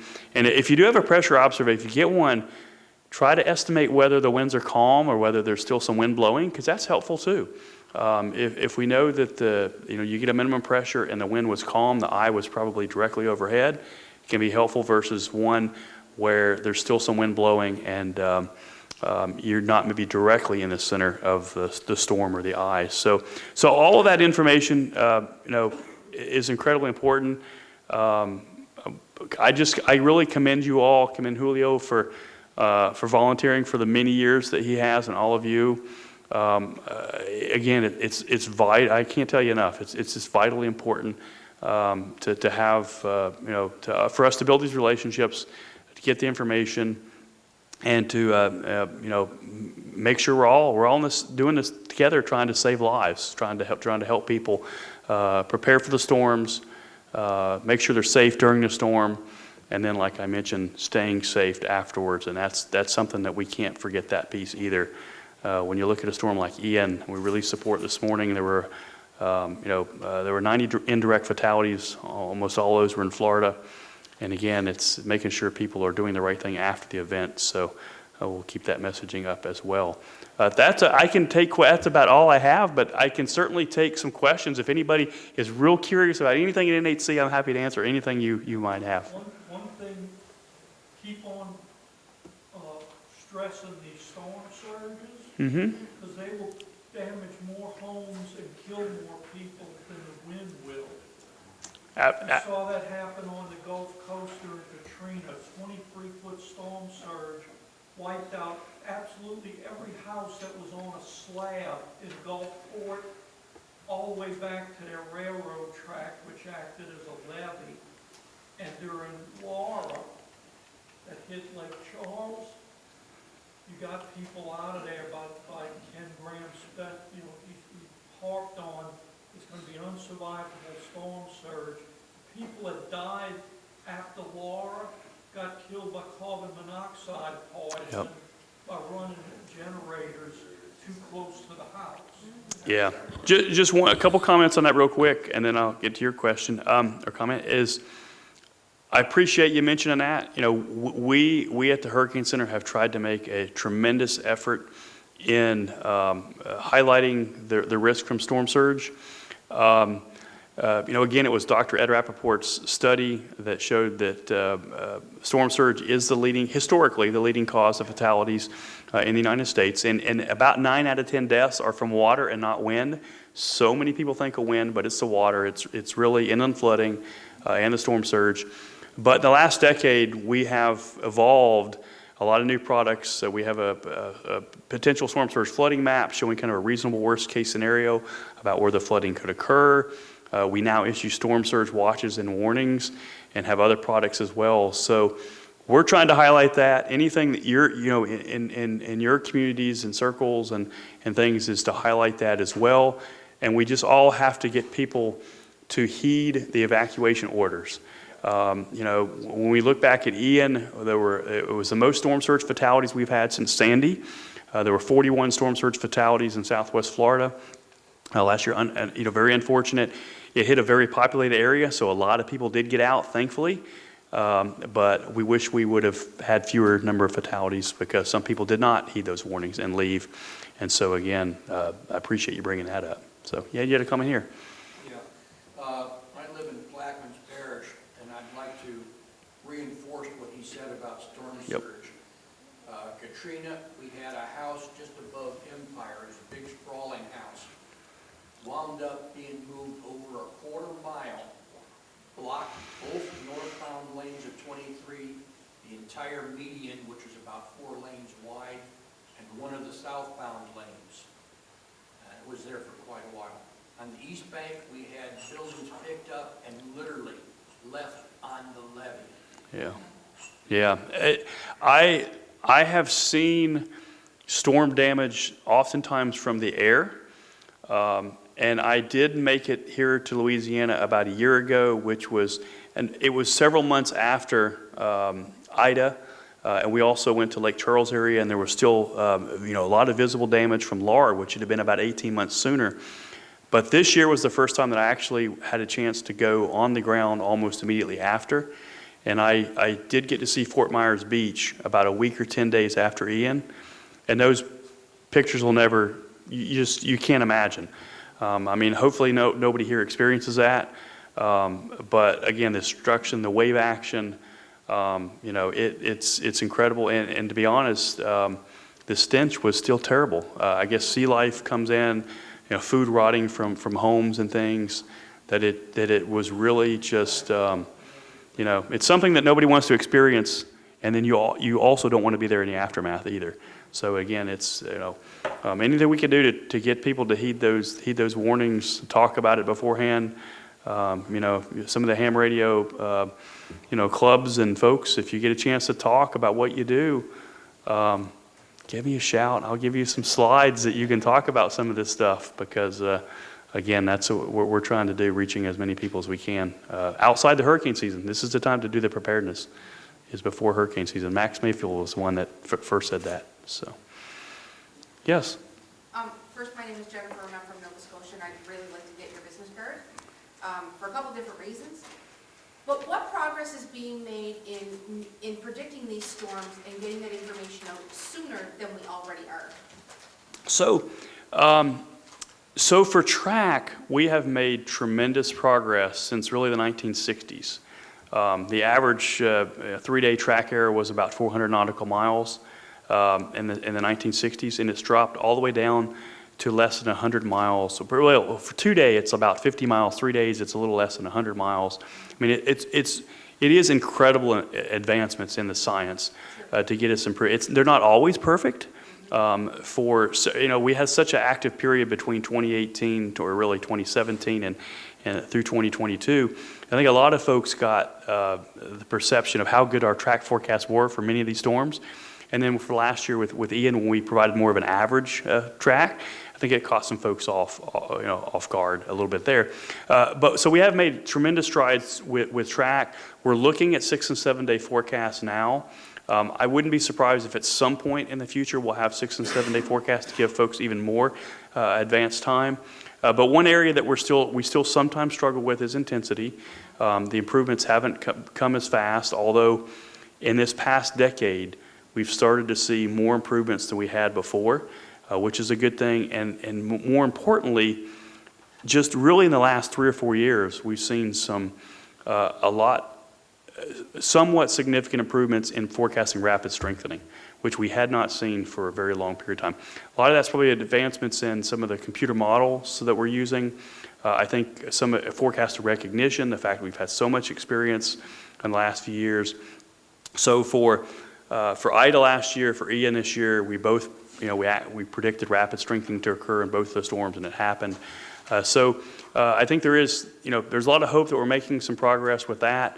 I'm not sure we're going to see as big a gains with track forecasting in the near future because I think we're running what's called limits of predictability, that there's just, atmosphere is chaotic. So at some point we're probably going to reach where we may not see much more improvement, and we may be starting to reach that at least for some of the short-term forecasts. But again, I think additional lead time, you'll probably see extension at some point to 6 and 7 day forecasts. We're doing our tropical weather outlook this year out to day 7, which is an extension. And it was in 2010 that we actually did extend the lead time of our watches and warnings with some of the improvements in track forecasting, that those were extended out to 36 and 48 hours. So again, there's been a lot of work in that, but there's still some areas to improve even further. So, any other questions or comments? I'll be around this week if you're here. So, say hello, introduce yourself, and say hi. So appreciate the time, and thanks so much, Julio. Thank you. Thank you.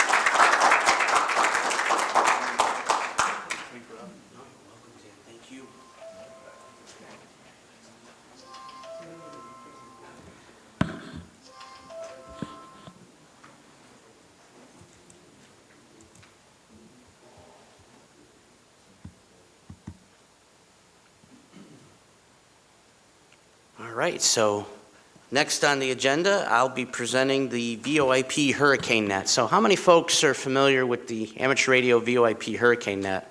Okay, so a few folks, but still a number that are not familiar. So I'm going to take you through the VoIP Hurricane Net. I'm going to talk about some of the technology, Then I'm going to get into some of the amateur radio net activations and some of the other things that we do, because we obviously are looking for the direct surface reports from amateur radio operators in the affected area, but there's a lot of other things that we can do as amateur operators, both locally and even in other parts of the country that aren't getting the hurricane, to help. And I'm going to talk through a lot of those stories in this presentation. So we activate supporting WX4 NHC at the amateur radio station at the National Hurricane Center.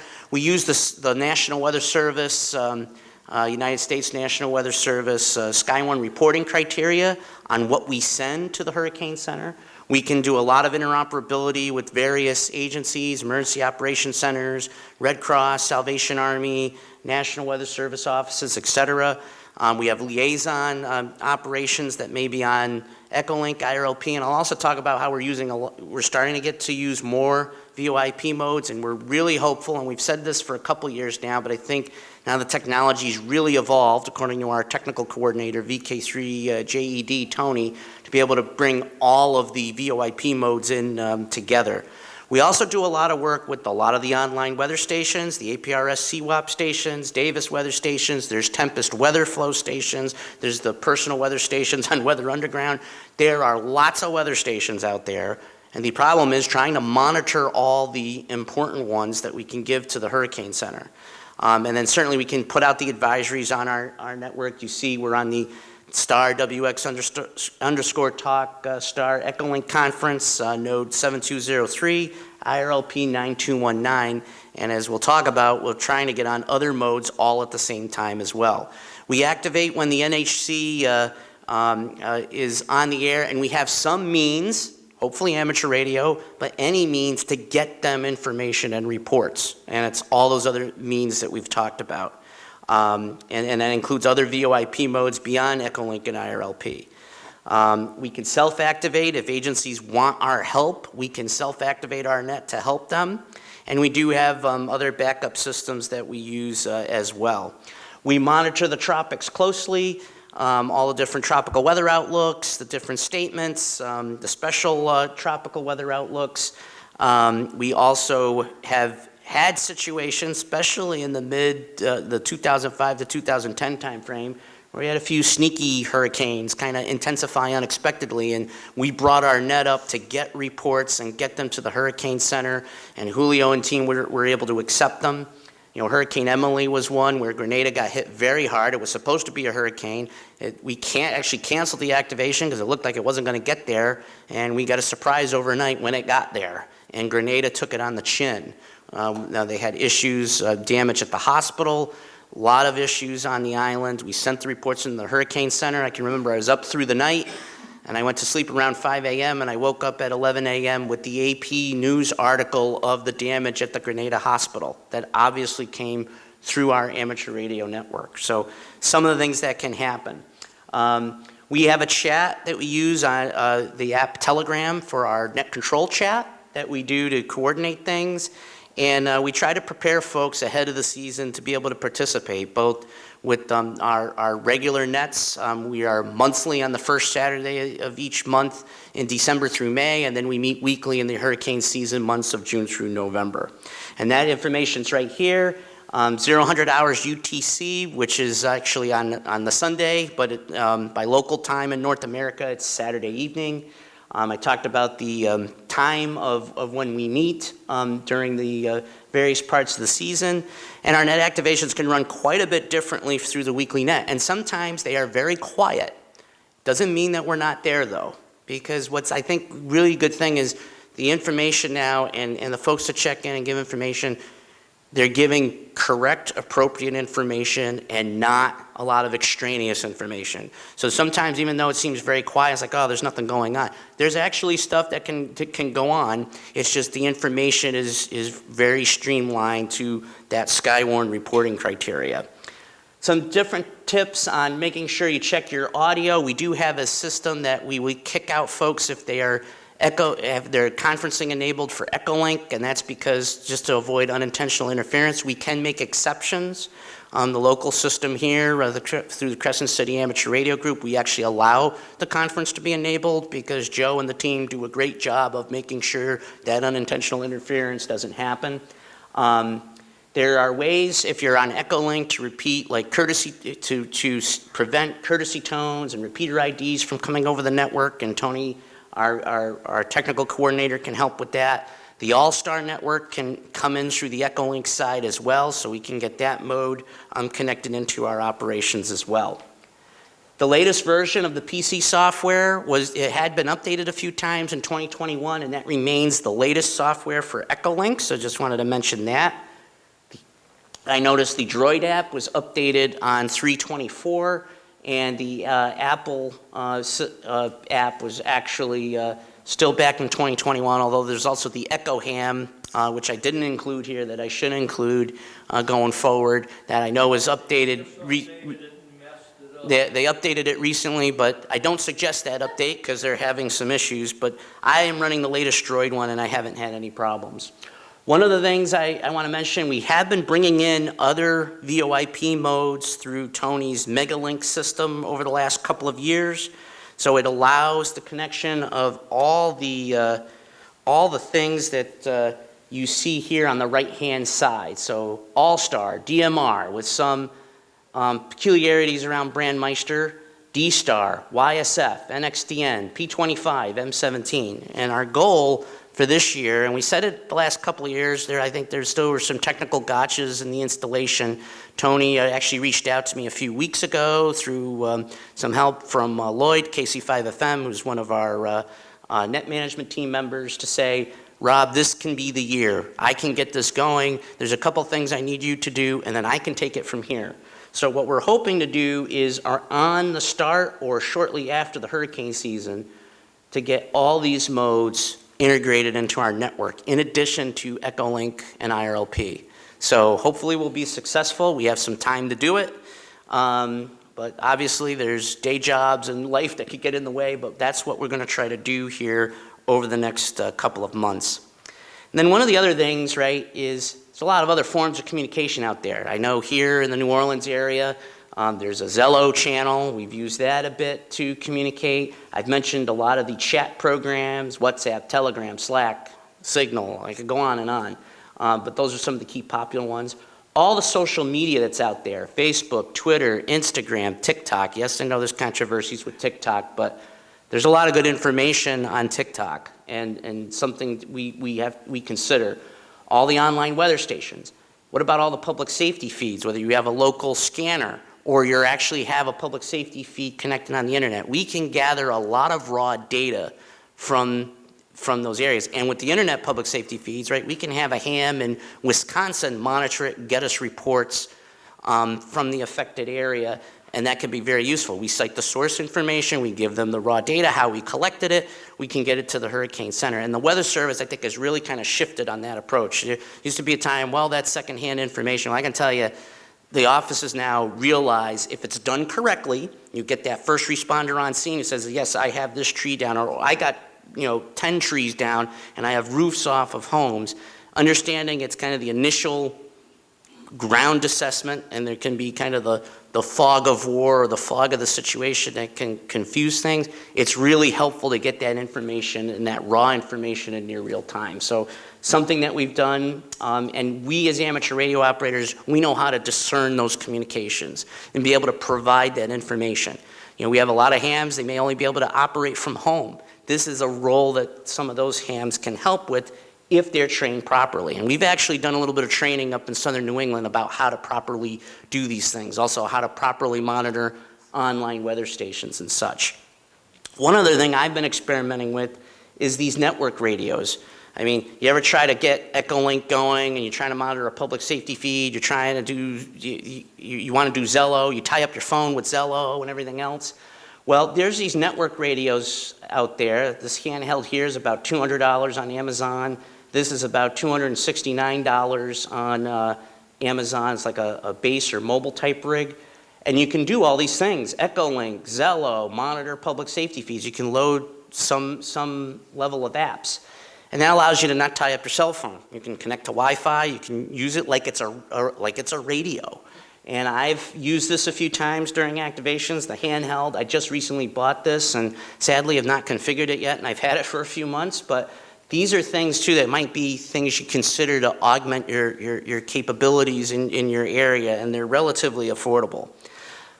So we have tried to turn our net into this virtual communications, virtual situational awareness support. So providing all the reports we can from all these mediums we've talked about, the social media, the public safety feeds, the weather stations, along with directly from the amateur community. And we'd love to get everything through the direct amateur radio community, but everybody's got a lot of roles with their local groups, et cetera. One of the things we like to encourage local Aries groups, and it's done very well here in New Orleans, is have your local nets, or connect to us indirectly if you want, or if you don't want to do that, can you send a station or two to give us your reports every 30 minutes, every hour, at some regular frequency, so we can know what's going on. And that provides that great situational awareness picture, not only at the local level, but then to the state and then to the federal level. Gets the Weather Service on the same page with emergency management. And when you get that great situational awareness picture, it becomes very powerful. So these are a number of the net activations. You can see 2020 was very active. 2021, we're going to talk about Ida, of course. We're in New Orleans. We're going to talk about Ida. I'm not going to steal Matt's thunder, though, I promise. And then we'll talk through the amateur radio nets during these activations from this year. And it's interesting because the name systems were a little lower than what they thought, but we were pretty darn busy this year still. And if you look at it, Fiona, we were active like 4 different times. Ian, we were active 2 different times. Luckily with Julia, Lisa, and Nicole, it was only an actual 1 landfall point. So this is my opportunity to give a shout out to, and I was hoping Joe would be here by the time I presented, but I know he will be coming a bit later, but want to give a shout out to Joe and the Crescent City Amateur Radio Group, because you guys have been partners with us since Hurricane Gustav in 2008, so that's 15 years.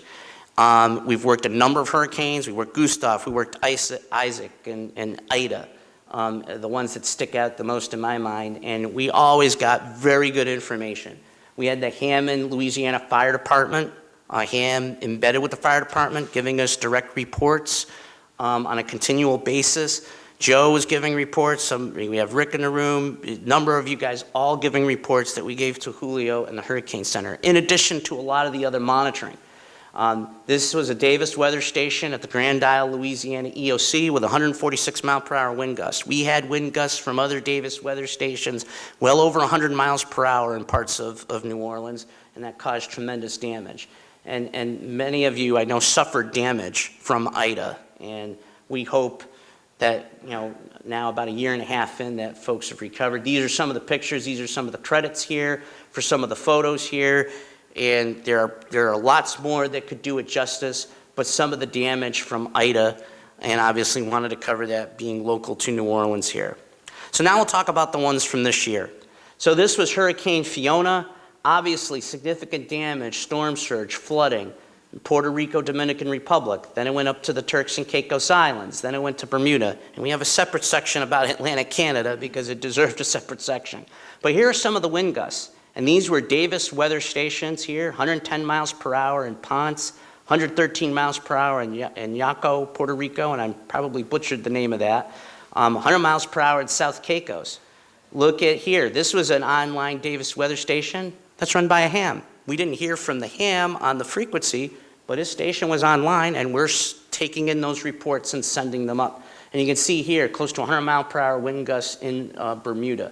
And look at this rainfall. This was from an APRS weather station. Raphael has his station online. We saw that rainfall. We sent it into the center. These are some of the pictures. We had Francisco, November Papa 3 Oscar Delta in San Juan, gathering social media information for us, listening to some of the other radio, the local radio, et cetera. These are some of the damage, some of the significant flooding in Bayamon, Puerto Rico, from the emergency management there. These are some of the conditions that we saw right in Puerto Rico. Now let's talk about Atlantic Canada. So I can tell you, being in New England, if this had tracked, if a cold front had timed itself differently or interacted with it differently, Fiona could have been a New England problem like the 38 hurricane. In the 1938 hurricane in New England, we had wind gusts up to 186 miles per hour at Blue Hill. It would have been devastating for our area. Instead, we got a front that gave it a little bit of a nudge to Atlantic Canada, to some of the folks in this room who experienced it. And these were some of the wind gusts. I mean, 111 miles per hour here in, and I'm going to probably butcher the name, Arsag, Nova Scotia. So these were some of the high wind gusts, Grand Tang, 104 miles per hour. Notice these are all APRS CWAP reports. And then there's Emil, VE1EP. So Dennis Dura, one of our assistant director of operations for the Hurricane Center, did a lot of outreach to Atlantic Canada, and Emil was giving us many reports from Halifax, and he had his own weather station. And by the way, 73 mile per hour gust in Halifax was the highest gust I could find in Halifax, and it was from that amateur radio operator, and he gave us a lot of damage reports as well. Look at these other wind gusts. There's the Isle of Madeline in Quebec, 91 miles per hour. It's like right in between those provinces. So again, tremendous wind gusts, tremendous damage, and the wide area that it was. So it had the intensity and the size.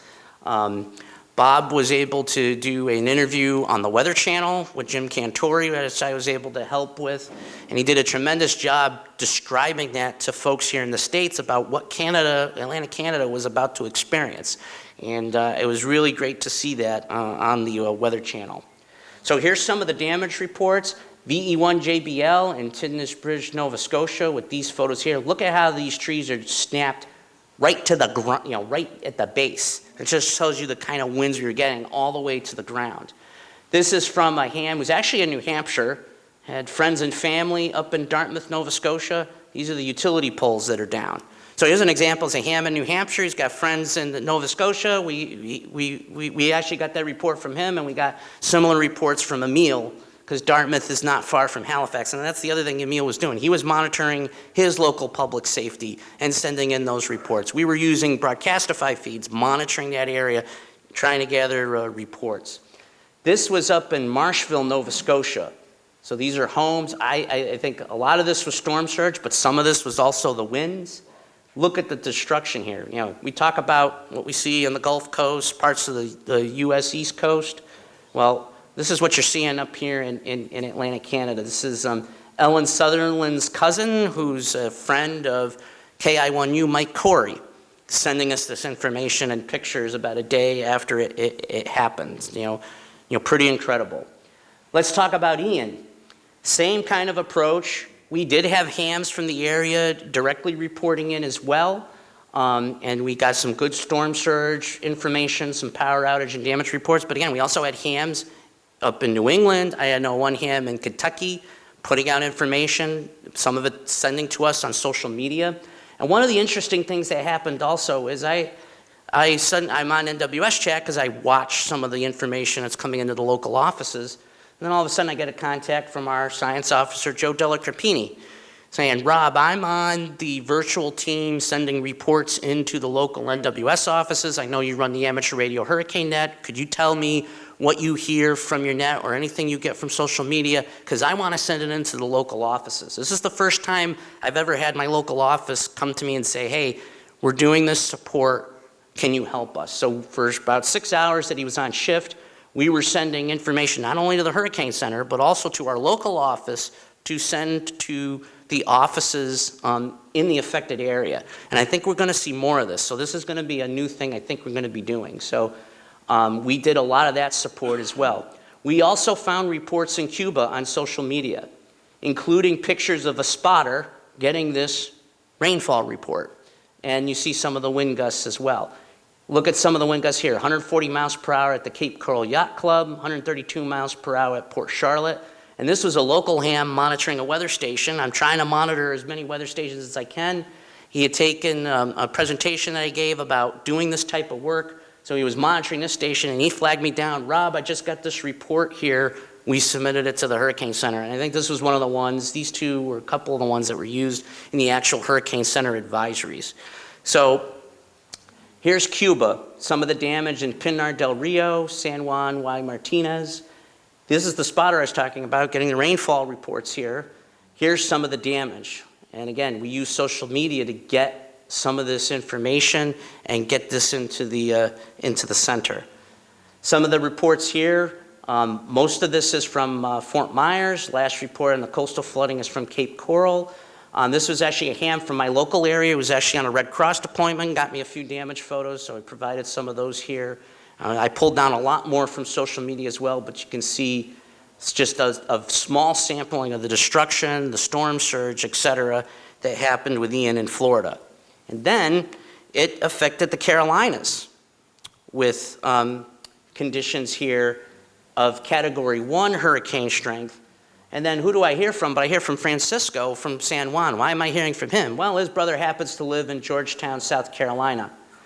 And so he sent us these videos, and some reason they're not playing, but it's not that important. You can kind of get a good idea here. This is the kind of flooding he was getting from the heavy rainfall, from a river that got out of its banks in Georgetown. Again, sent that to the Hurricane Center.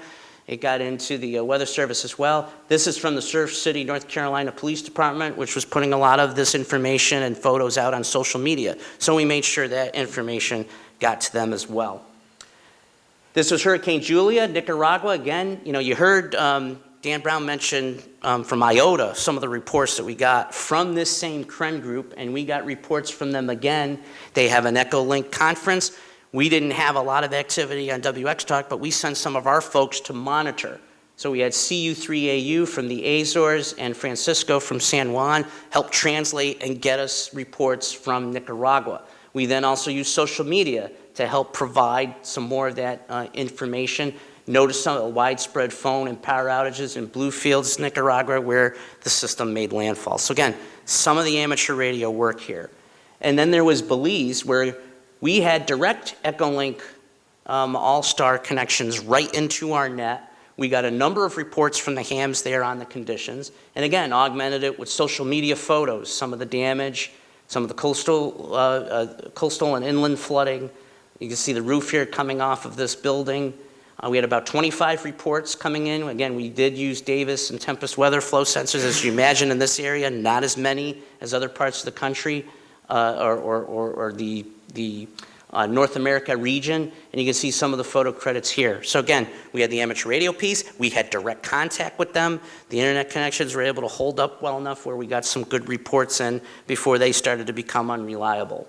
And then there was here in Florida with Hurricane Nicole. Biggest thing was the beach erosion and the coastal flooding, but they did have at least wind gusts to hurricane force at the Daytona Beach Beach Safety Headquarters and one of the NASA towers as well. And then notice this ham report from APRS in Sebastian, Florida of severe criteria.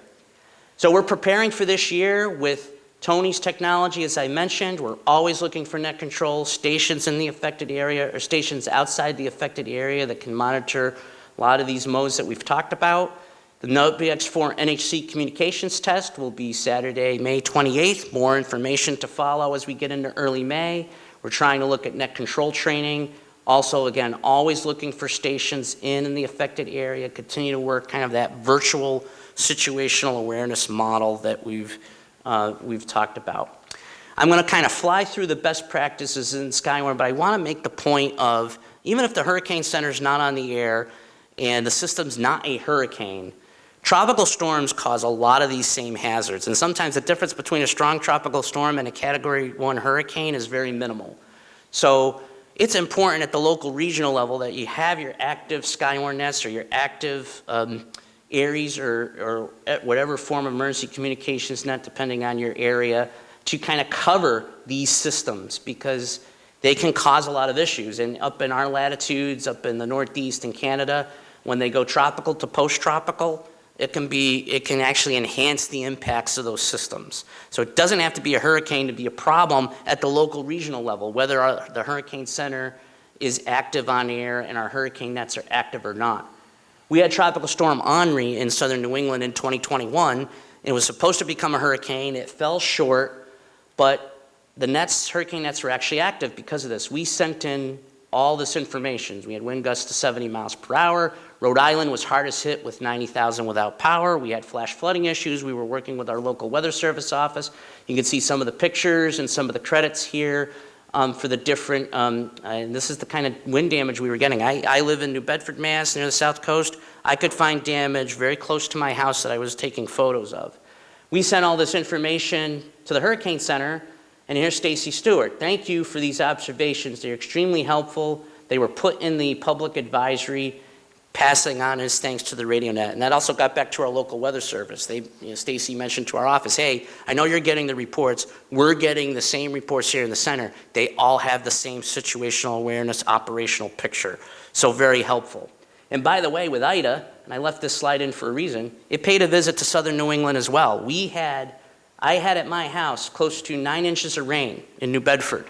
I had 8.61 on my Davis. The EMA director, is a friend of mine, called me and said, Rob, we had some of the wastewater treatment plant facilities measure 9 inches of rain as well. This is the kind of flooding in my community. We were lucky that we had about a 90-minute gap, or we probably would have had evacuations and such. It gave it just enough time to drain out enough that we didn't have a catastrophic type of flood, but we had the worst flooding since frontal zone interacted with Hurricane Arthur, and that was in the 2014 timeframe. So this was the flooding we had. We had an EF1 tornado on Cape Cod during this, and also microbursts. This was out in the Yarmouth area. So this was the remnants of Ida. We were active through the night supporting our local weather office with these issues. This was a major nor'easter that some questioned whether or not it had some tropical characteristics. It was like a Category 1 hurricane strike for parts of southeast Mass, where we had this type of damage here. We had wind gusts 90 over 100 miles per hour. There's a story on the League that gets into detail.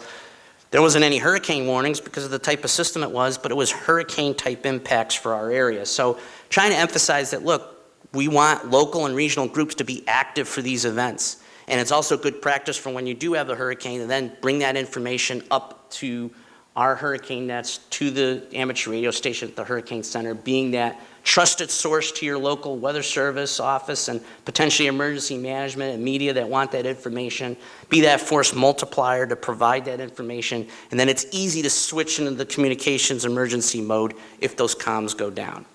These links are all about Echolink, IRLP, VoIPWX.net for our website, our social media, Facebook and Twitter feeds here. We also have a Groups.io email list. And then we could certainly help with any of the technical issues or anything you want to learn about our amateur radio VoIP hurricane net, and then all this other work we do with the monitoring of the various other modes. I'll leave this slide up for a second. This is my contact info and some of our staff members of the hurricane net management team that we work together very closely. Dennis also does Skywarn in the New Jersey area, Debbie in the Illinois area, Lloyd in Oklahoma. So a lot of experience from our group here. And that brings me to the end of my presentation, and I'll take that quick question. Yeah, 2 quick questions. Yeah. One, I have an active weather report going into the Weather Underground. Yes. Would it do you any good for it to also be APRS? Yes, it would, because think of if you lose internet, but you still have the amateur radio capability, it'll still transmit out. We should still be able to get that information. Okay, the other question is, you indicated that there's a problem with Brandmeister. Is there a workaround on that? So the way Tony kind of put it was that can be sometimes an issue depending on the Brandmeister network. I know their rules are kind of a little loose, so I'll get more detail from Tony on what that means, but I think it sounds like we've had Brandmeister DMR in, but I think it may be system or network dependent on how it could get in. Glenn, you had a question? Yeah, one thing I wanted to point out, during Hurricane Ida, we were locked out of the weather service. Yep. To the COVID issue. So during the hurricane, we lost internet access at the Covington EOC, and we couldn't talk to the weather service anymore. Yeah, and that was one of my biggest fears with the whole COVID situation is the situation that you had, where things get bad enough at the local level where we aren't able to get the information to them. And we dodged a couple bullets in New England. Luckily now we're out of that, so hopefully we'll have that connection kind of going forward. All right, so with that, I think we'll keep moving here, but thanks for the questions. We will have a Q&A at the end, so if you think of others, you can ask them there. I'm now going to turn it over to a guy who's had a very, very busy week and has been with us on these workshops for many years now. Whiskey Bravo 8 Bravo Zulu Hotel, Bill Feast. Bill just got through with a deployment for the Mississippi tornado outbreak and has done a tremendous job with that and still managed to get here to present for us today. And so he deserves a lot of rest after this presentation. So with that, I'm going to turn it over to Bill, and it's great to have him here.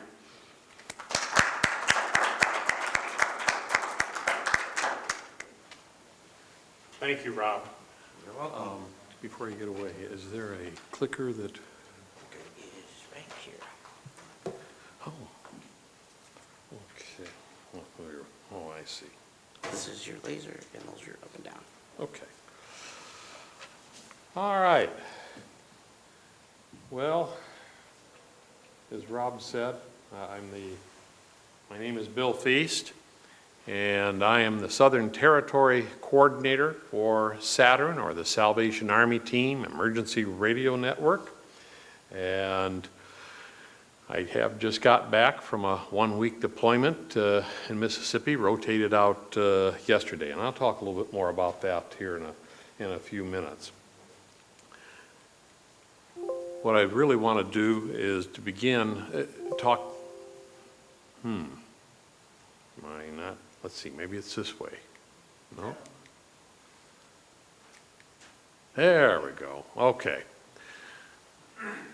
I want to talk some about the Salvation Army. You know, my hunch is, when you think of the Salvation Army, how many of you think of kettles at Christmas time, the bell ringers at Christmas time? Yeah, that's what most people think of. And if it's not that, it's thrift stores, okay? So I want to talk a little bit about the Salvation Army so that you know our organization a little bit better and where we fit into all of this with disaster services and the likes. First of all, you need to understand the Salvation Army is an international church, okay, an international organization. It's in 132 countries around the world. Our international headquarters is located in London, England. And international headquarters provides regulations for the Salvation Army. I have to read off of this because my memory is really lousy. So anyways, it provides international regulations for Salvation Army operations around the world in order to provide just kind of a worldwide consistency to the Army. Being in 132 countries, you can imagine there's lots of room for inconsistency to pop up. It also supports each subordinate part of the Salvation Army with additional services and resources as needed. So from the map, you can see that globally, the Salvation Army is broken up into 5 zones, okay? The red zone, of course, is Africa. The Americas and the Caribbean is in blue. Europe's in kind of the yellow. Southeast Asia and Middle East are in the brown, and the South Pacific and East Asia are in purple. Now, Salvation Army zones are divided into territories, okay? And the territory, excuse me. So with the exception of rules and regulations mandated by IHQ, the territories are allowed to make rules and regulations that make sense for their part of the world, because we understand that different parts of the world operate differently. In the United States, the U.S. is divided into 4 territories. You can see them there on the map: Eastern, Central, Western, and Southern. Obviously, we're in the Southern Territory here. And each territory is a legally separate corporation under U.S. law. National headquarters for the United States is in Alexandria, Virginia, just outside of Washington, D.C., and provides support for the four territories. I get talking too fast once in a while. Point of contact for it also serves as a point of contact for national level government, companies, and nonprofit partners. Nationwide rules and regulations to maintain, again, some consistency nationally are developed through national headquarters, but they can only be made with a unanimous vote of the 4 territorial commanders or commissioners and the national commander. If the vote's not unanimous, then it is not a national regulation, and each territory can either adopt that or not, as they choose. Territories, in turn, are divided into divisions, and you can see the 8 divisions here of the Southern Territory as an example. Divisions in the U.S. can be part of a state, all of a state, multiple states, and you can see that, again, we're in the Alabama, Louisiana, Mississippi division, and that's obviously 3 states put together, and our headquarters is in Jackson, Mississippi. Now, divisions are managed by their divisional headquarters, and they can make rules and regulations for the Salvation Army within their division, as long as they don't conflict with rules and regulations from higher headquarters like territorial or international headquarters. Divisions, in turn, have 3 different kinds of local units. There are corps. These are local churches, and we are a church, by the way, and they have traditional church programs, like social services, disaster services, church services on Sundays, and many other programs depending upon the needs of the area they're in.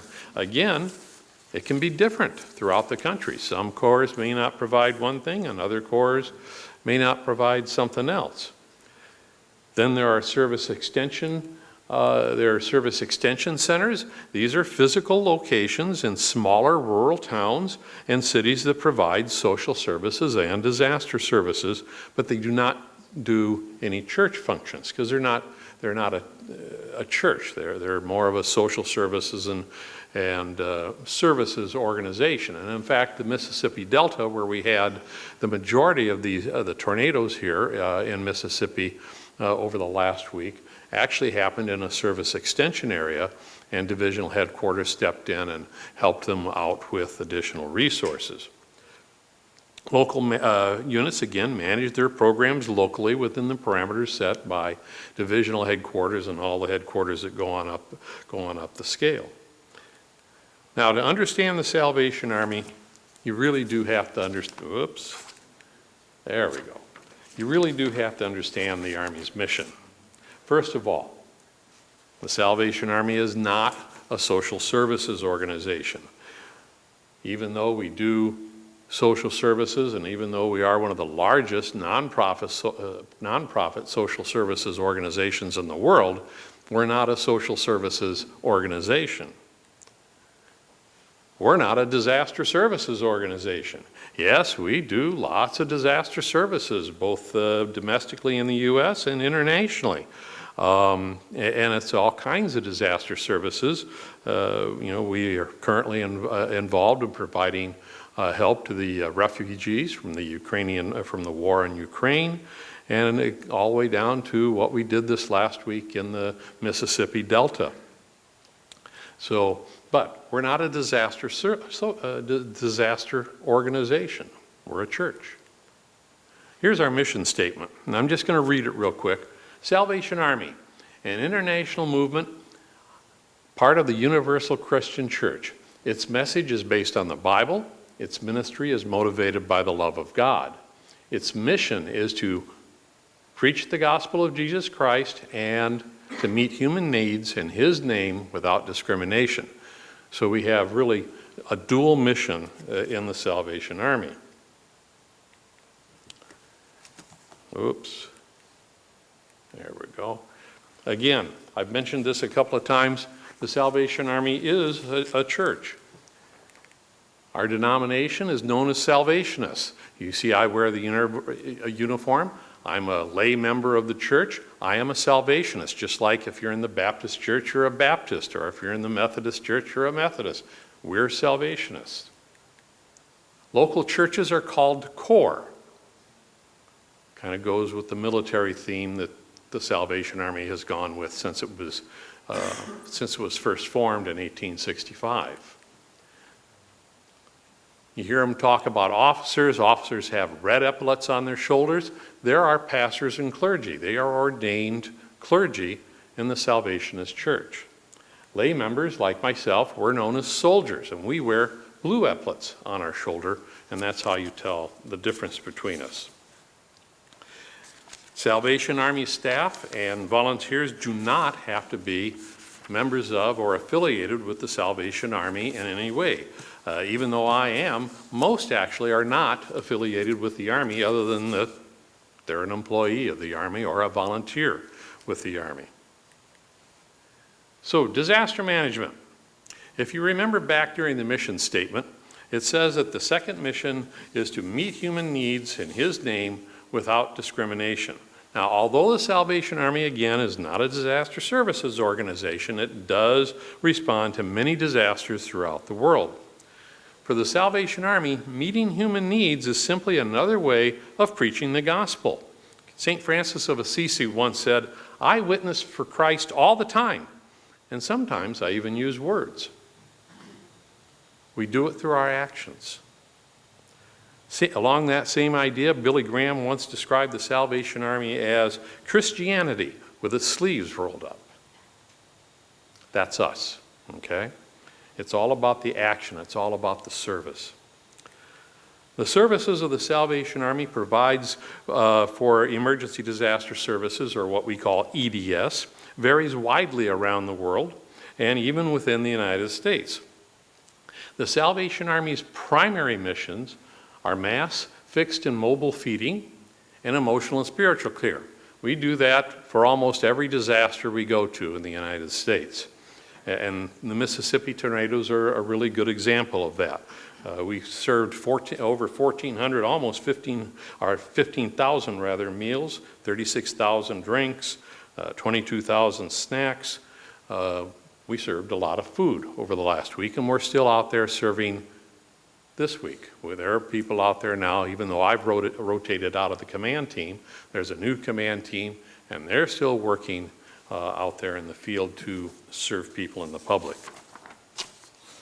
The secondary missions, bulk distribution, disaster social services, long-term recovery. Doing those often depends upon the resources that we have, okay, whether we have enough resources to be able to do that. We'd like to do that all the time. Sometimes it's just not possible. We work on the incident command system just like most organizations that are involved in emergency management, at least in the United States. We use the same system. About the only difference between the system chart that you see up there for incident command is emotional and spiritual care. You know, obviously most of your government organizations aren't going to have that as one of the positions in their incident command system, but we're a church. That's what we're all about. So that one's in there for us. Now in the Southern Territory, all of our disaster professionals, including me, I'm a retired professional with the Salvation Army. I've been retired for about 4 years now. But all of us are either certified emergency managers or associate emergency managers with the International Association of Emergency Management. Okay, and I have my lifetime certification, and all of our professionals have these. Now, one of the hallmarks of ICS is that it's scalable. You know, depending on the size of the disaster, you can scale the response up or down, depending on what's going on. Now, the response always begins locally. Okay? So we have a disaster, we'll say a hurricane, and it strikes Baton Rouge there. Okay? if the local need, and the local unit is the first one to respond. It's like any other first responder. You know, if a hurricane hits Baton Rouge, who is it that goes in first?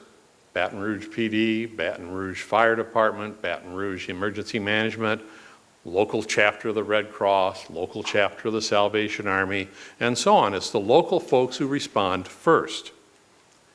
Now, if our local unit sees that, whoa, this is way bigger than we can handle on our own, they are going to contact divisional headquarters in Jackson.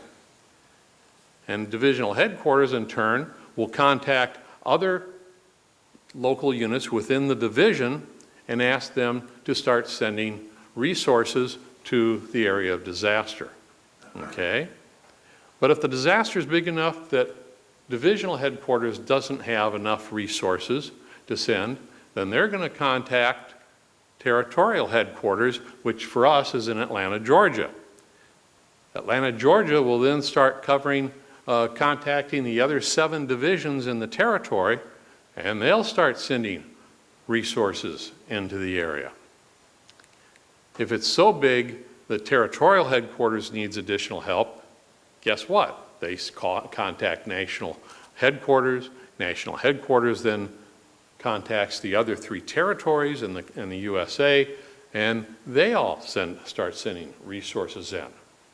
And if it's a really, really big disaster, and this very rarely ever happens, but if national headquarters needs additional resources, they're going to contact international headquarters. And I've seen that happen actually a couple of times. 9/11, Katrina, those were such humongous disasters that we actually did have people coming in literally from all over the world. Whoops. And it's mostly people that come in. When it starts getting to that level, they're not sending equipment. They're sending, for the most part, people. If you think about it, we're working 2-week rotations. For Katrina, we were feeding for almost a year. After 9/11, we were feeding for 9 months. You can imagine how many people it takes to do that, and how quickly you'd run out of people in just 2-week rotations. So, oops, come on. There we go. So let's talk a little bit about Saturn.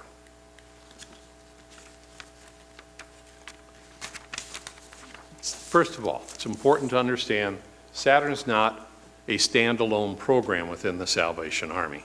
Okay, it's not a separate program. It is a part of the Emergency Disaster Services program. Our job is to provide emergency disaster services and the rest of the Salvation Army, when needed, with auxiliary communications. That's what we were created for. We were created by Major Patrick McPherson, WW9E, who is now a silent key, or as we say it in the Salvation Army, promoted to glory. And again, it was created to give emergency communication support.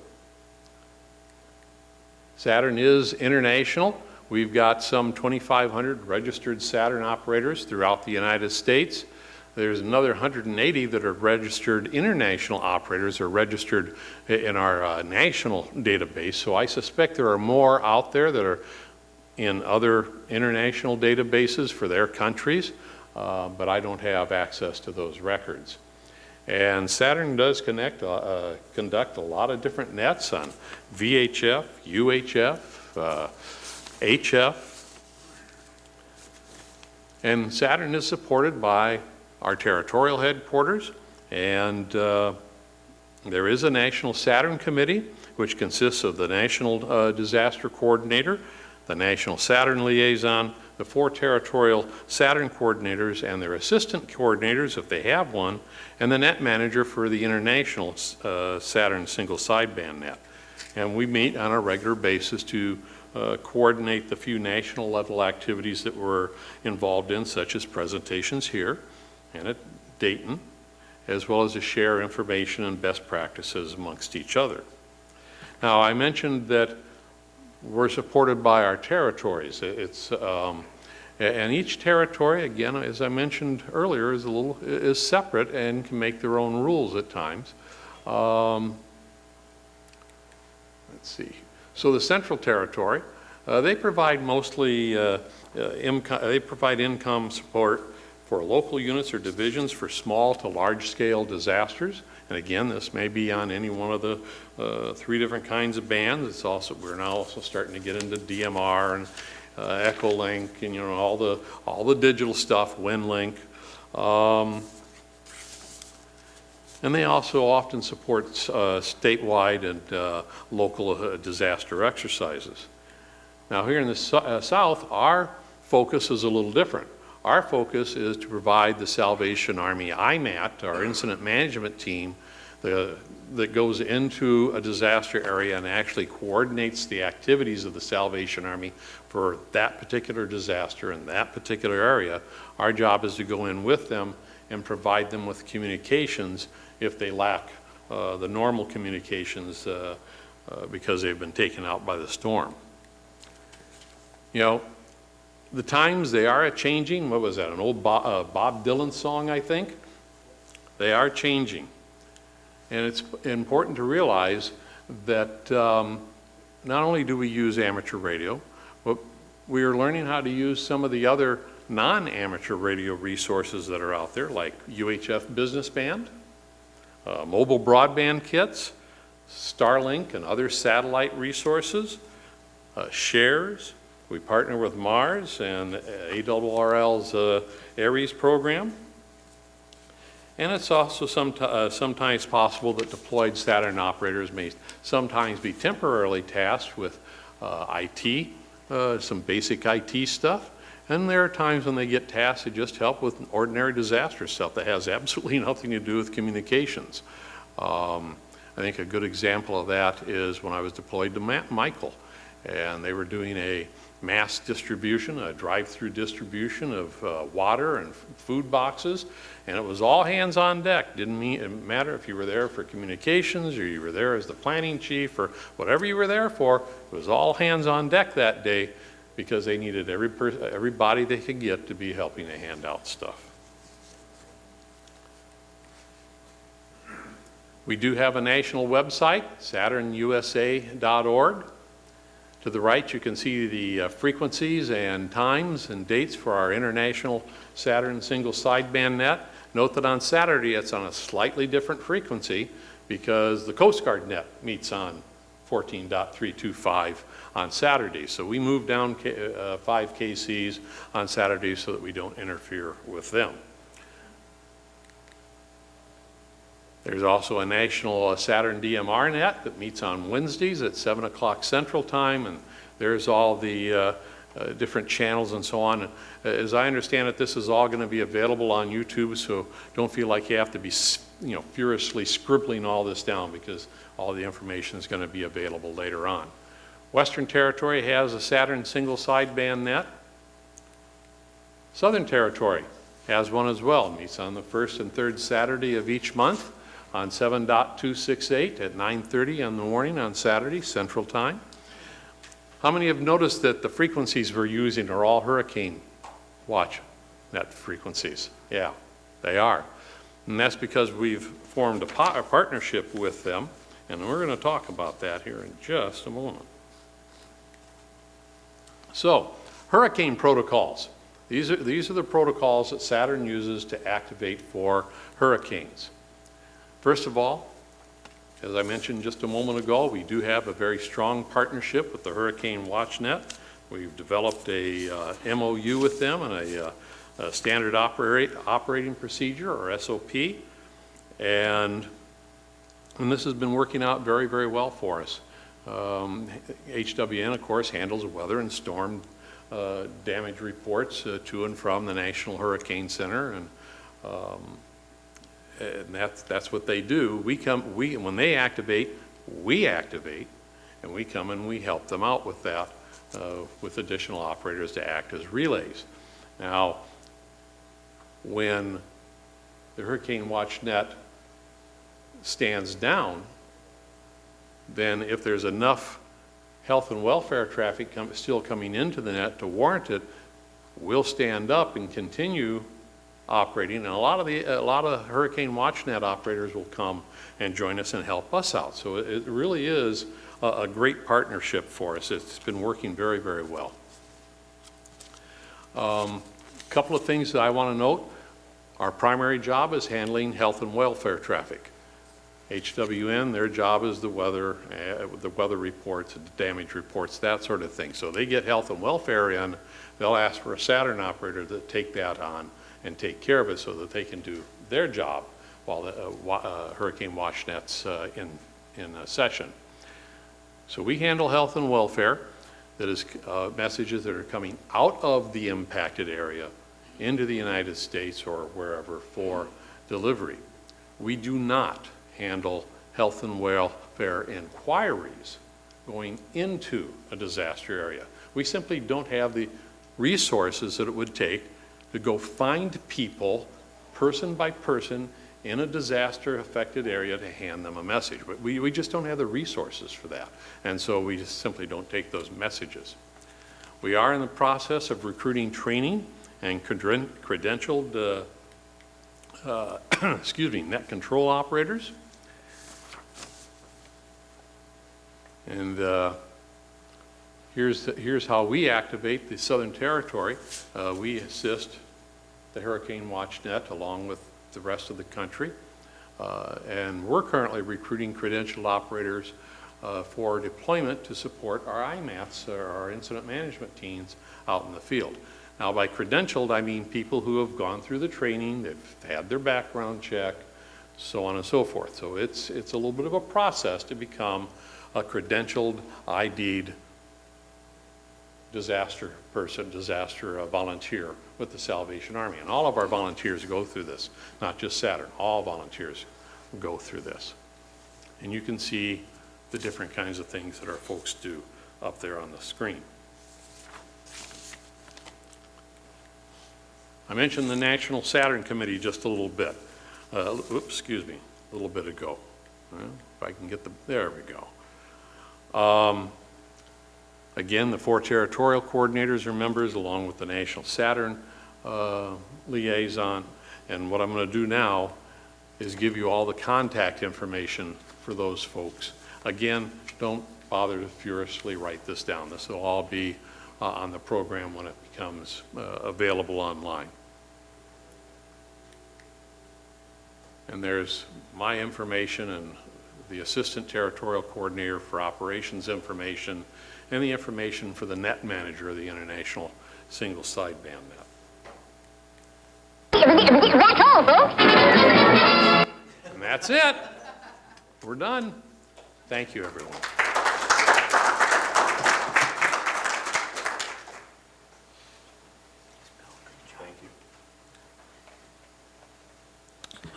All right, so now next up, and it's really great to have him here, and he has now been in his role a little over a year, which is good. He's got a little experience and some, the wind at his back now is Josh Johnston, Kilo Echo 5, Mike Hotel Victor. So Josh has done a great job with the management of the ARL at the headquarters level for ARES and emergency management. And he's going to talk a little bit about ARES and give an update from the national level. Josh.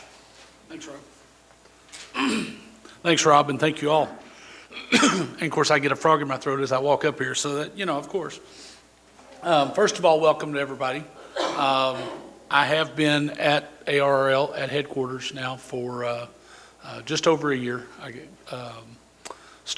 officially started the end of December of last year.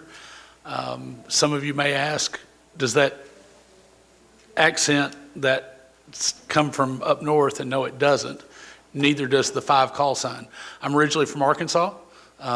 Served as a county emergency manager in Arkansas. I was actually in emergency management in Arkansas during Katrina and assisted with our response efforts up there. We did get a number of refugees from here in the New Orleans area and other areas, and was involved with assistance there, as well as some other events throughout the 17 years that I served as a local emergency manager.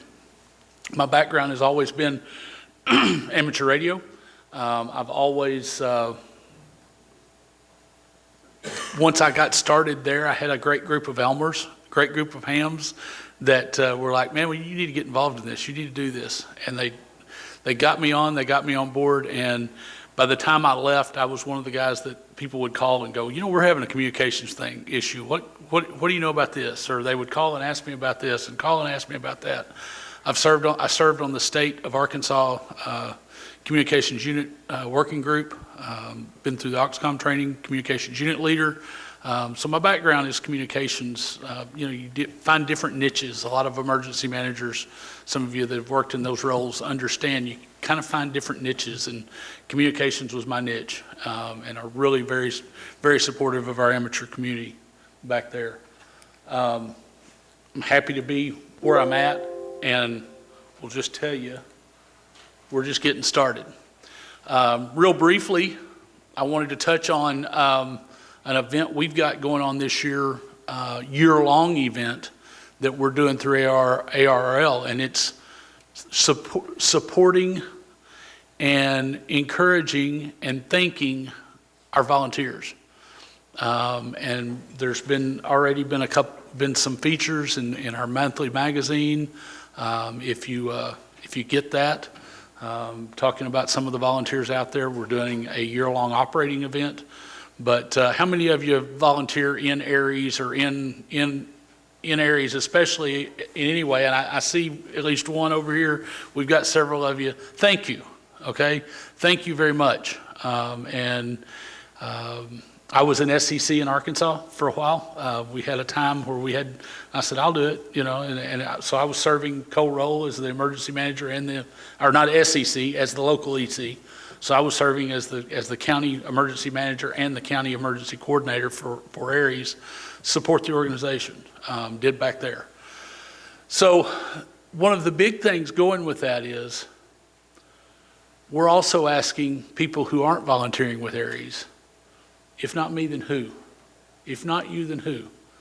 Get involved. If you're not, and this room is not the ones we're talking to. So we're encouraging. One of the goals that I'm working on, and I'm going to have a packet, I hope, ready by Dayton. My plan is to have ready by Dayton, is some recruitment tools and some things to help local groups recruit. And we're going to talk about that a little more here in just a few minutes. And I'm going to keep this a little brief today, okay? I'm going to try to bias back a little bit of our time. Communications is our key. How many of you have picked up on one theme that every operator has talked about today? What is it? Communications. Needing to hear those reports, needing to hear that information, needing to get the information from the field. Whether it's little bitty, or you think it's little bitty, or irrelevant, it's probably more relevant in most cases than you realize it is. So report those in. One of the issues we get at headquarters, Rob, Julio and I have talked about this. One of the big issues that we struggle is not getting information. We would like to have that information from all of you. The other thing that we at the headquarters, and I'm not even mentioning this, it isn't part of my presentation, we need to gather pictures. One of the things we can provide you at ARRL is reports that go out to congressional leadership, to the people in DC, at the FCC, at different places like that, to support what we do as amateur radio operators. If we can get a photograph, the picture's worth 1,000 words, absolutely accurate in that. So feel free, if you guys have a picture ever that comes up, you take something during an event, during an exercise, shoot me an email with that and just kind of caption what it is and let us know we've got permission to use that photo. Building relationships, one of the keys, and I've heard this happen in the past. Somebody walks in during an event, whatever it be, and say, hey, I'm the amateur radio operator in town, and I'm here to handle your comms. If that's the first time you're meeting a served agency or an MCOM person, you've waited way too late. You need to be in there way ahead of time, meeting them, talking to them, engaging them, asking them questions, and listening to them. I think one thing many of us are very type A type personalities. We like to go in and tell them what we can do for them. Many times we need to listen to what they need from us. But then we may need to coach them as well. on, do you have this capability? Have you ever thought about this? Did you know we can send email over WinLink through different capabilities, either by radio or telnet or different areas? Did you know we can provide you a wireless mesh system built on old construction trailers that we have built out, which, by the way, if you're interested, there's a group up in Minnesota that has a full wireless mesh network built out over their city on the retired generator light towers. And they're set up a whole setup, and it is really a neat process, a neat setup that they're doing there. Sharing successes. We need to be able to talk about things that went well, things that didn't go well, and how to build on and expound on both, okay?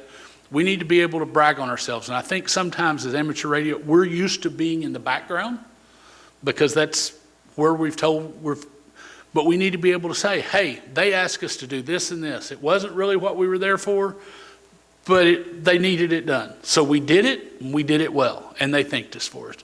It's just like what you talked about just a second ago. It didn't matter.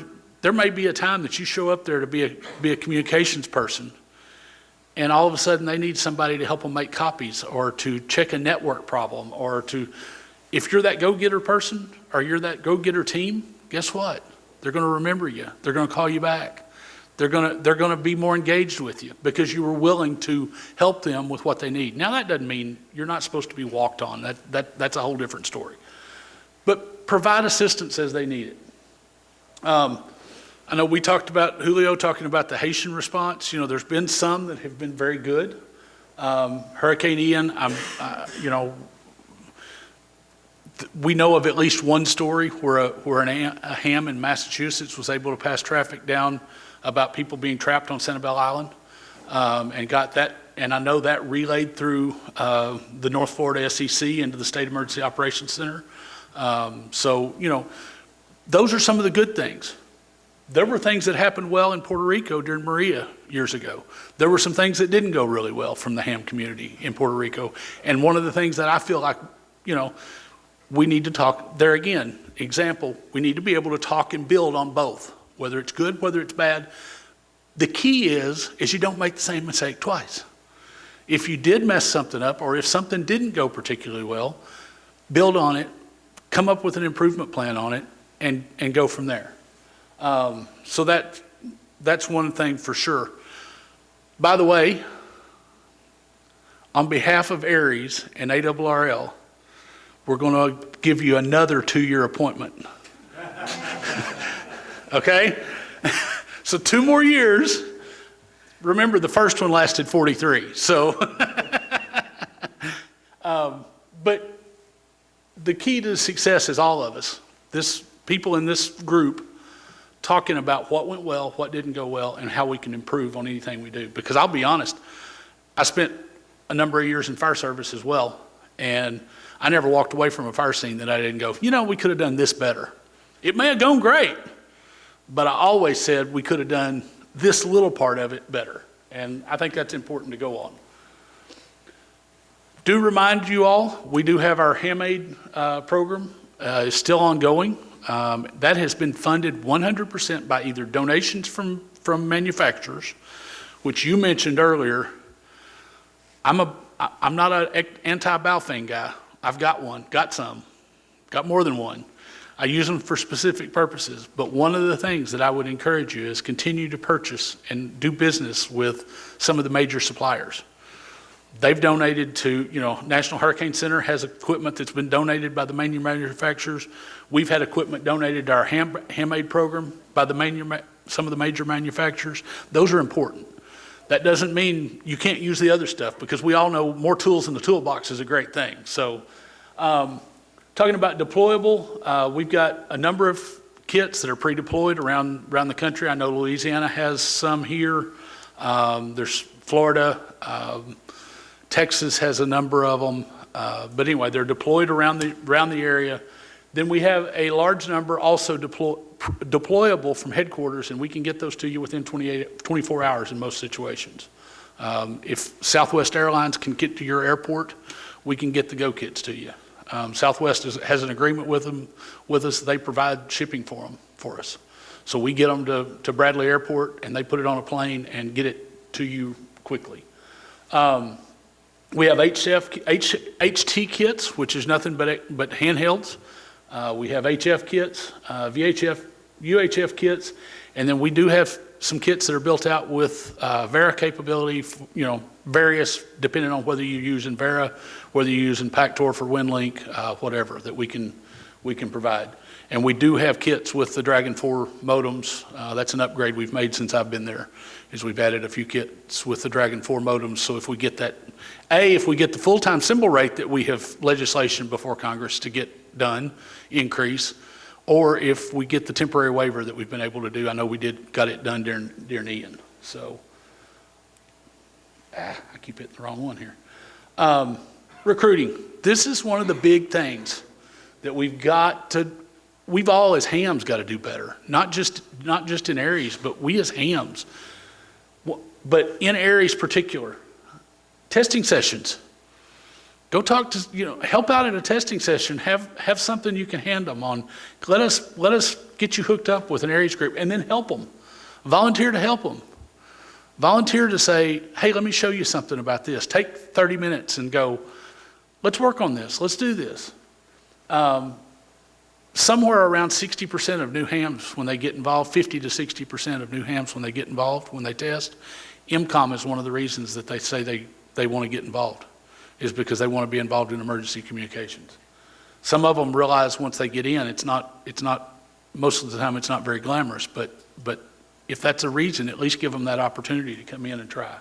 Public safety professionals and others, there's a lot going on. We're doing a lot of big push now in the schools.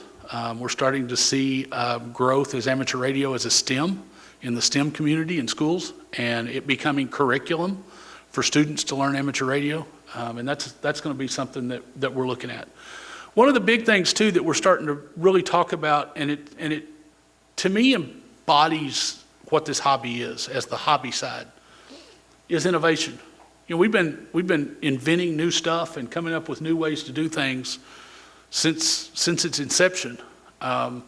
Ironically, today is a 50th anniversary in the United States. Well, not in the United States, but in the world. 50 years ago today, do you know what happened? It's technical related, very technical related. I'll give you a hint. You've all got one. 50 years ago today, ironically, was the very first cell phone contact in the U.S. And remember, when cell phones came out, what did they say? Oh, it'll be the death of amateur radio. It'll kill amateur radio. It's going to go completely away. It's been 50 years. We've heard that about digital communications. We've heard that about satellite communications. And what have we done? We've integrated and innovated, come up with innovative ways to use the cell phone along with amateur radio. It's that time now to start doing the same thing with satellites and with satellite communications and all that kind of thing. So we've got to continue to build and to innovate and to grow our hobby. And that's one of the important things for us with Aries, and continuing to build and grow what we've done. I did shorten things up a little bit, but I am available for questions, or we'll be in the Q&A session, or I'll be around all week. So if you've got any questions, let me know. Any questions here right quick before we go? Thank you all very much, and appreciate the opportunity to be here. And like I said, 2 more years anyway.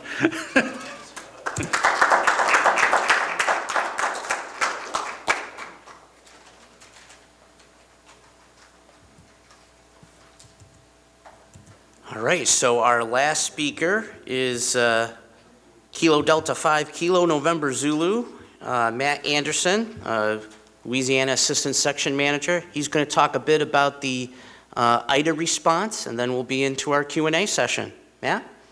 Good morning, everybody. I want to talk a little bit about the communication side of the response over here. Usually I spend most of my time at GOSEP during these hurricanes, but This year, I actually didn't get to make it in and had to do some of the remote work like we were discussing earlier. So as y'all know, and we kind of talked about it earlier during the weather part of it, the storm made landfall at Port Fourchon.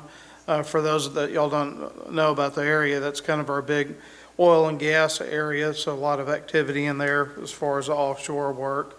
One of the things we started seeing from the beginning was the wide area power outages and communication issues. Interesting article I found here was they were talking about half of the cell sites in the state went offline. FCC puts out a report. They start coming out. I didn't actually see them for a while because no internet where I was at for a few days. But you can see in the red area here, those are the areas that had the most significant communication problems. This report actually shows that by parish, if you look down here like Terrebonne Parish, 100% of their cell sites were out. And we just, well, what we're just talking about, cell phones, where, that we, maybe don't need ham radio because everybody's got a cell phone. Well, you can see at the beginning, nobody had a cell phone for a while, and it took them about 7 days to finally get the service back up and running. I think where I'm at in St. Tammany Parish, it was probably, 4 or 5 days, and some of the sporadic sites started coming on, but it was well into a week or 10 days by the time you could depend on having good coverage. The other thing that was affected here is the wireline and cable. This is your home internet connections, whether it's through internet or whatever. At one point, we had over 450,000 people out of service. And some of these actually affected our public safety communication systems. A lot of these sites are actually connected together by older T1 lines. And when they went down, the sites couldn't talk from one site to another. You still had communication within your area, but you couldn't talk to the next area over, which was a little confusing for some users. They are working on upgrading that now. The state is actually trying to get fiber out to all these sites. So once that happens, their systems are going to be a whole lot more reliable. Broadcast was another issue that we had as far as you're talking about the public gets, their information from the news media. Our AM, FM, and TV stations were all reporting outages. Some even here in the New Orleans area that was quite a ways away from the impact. One of the bigger issues we had was this 2,000-foot tower about 30 or 40 miles up from here. It collapsed during the storm. And then they had to scramble to try to find replacement towers to get their coverage back out. The public safety answering points, these are your 911 centers. As you can see, the first couple of days, they were having quite a bit of problems. They had to reroute to different centers or to their non-emergency numbers. So it was probably September 4th before they were able to get back to normal operations. A little bit about the amateur radio response. I kind of went through some of the old emails and notes. Region 1, which is here in the New Orleans area, we had some of the hams helping out with some of the EOCs that suffered communication problems. They had the Florida Baptist group up here with their trailer, and I think they helped out with some WinLink and some IT issues there. In Region 2, had a lot of power issues, not so much of the physical damage there, but mostly power issues. A lot of the sites were running on generator. Region 3, this is down towards the coast there where they had more of the physical damage. You can see in the photo, one of the clubs down there lost one of their antennas on the system. We're talking about the ARL Go kits. We were able to get some of those shipped down to that area, and they were able to help out with that. Region 9, which is kind of north of here, on the other side of the lake, had a lot of activity there. They did lose a couple of repeaters, and one of the towers fell over in that area.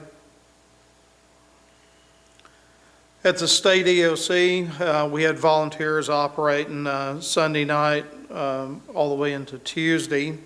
The picture here is a link system that we've got right now. It's 5 repeaters.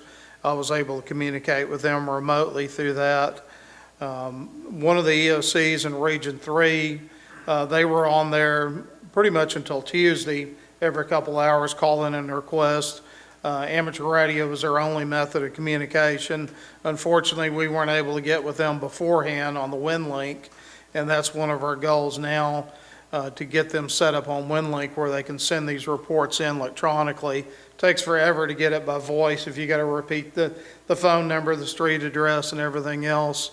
We have a way now through the WinLink we can actually import our reports into WebEOC, so we don't have to retype anything. We receive it, transpose the columns, and then upload it into WebEOC, and then that way the emergency management people can help, get the people the things they've requested. As far as the state EOC, one of the things we've been working on is getting a little better organized over there. We kind of divided everything in the training up into 4 categories. Level 1 is basically going to be a new person that comes in off the street. We want them to have their FCC license. They need to be at least 18, and then we'll give them a brief orientation. And then they can work with another experienced operator at that point. Once you get to level 2, we want you to have your basic ICS courses and have a general class license. At that point, you're pretty comfortable working in the EOC by yourself, although we usually try to have a couple people there if possible. The level 3, we want to get them onto the ARL emergency communication courses. And level 4, like we were talking about earlier, is the OXCOM and the COML courses and things like that. And that's one of the things we're going through right now with the OXCOM is the certification process that actually the state is working with that. So hopefully we'll have our people credentialed in that at some point. Just as last year, we were able to get some money from the state. We've upgraded our equipment. We bought some 7300s. The last radios we had were purchased after Katrina. They were starting to have some display problems. So we were able to get some grant money, bought a couple 7300s and some 5100s. We've upgraded our WinLink station with the Pactor 4 modem, and we can operate that on shares or amateur frequencies.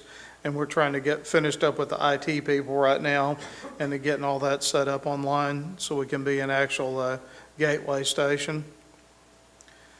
And the last thing we're working on is we finally got funding for our repeater network that we've been planning for a couple years. I think I talked about it last time I was here, but we're looking at 10 repeater sites we're going to link together. I've been looking at the SARS system over there in Florida on how they have that set up. The only difference we're looking at here is we're probably going to be using a fiber optic system that the state owns that runs up and down the interstate.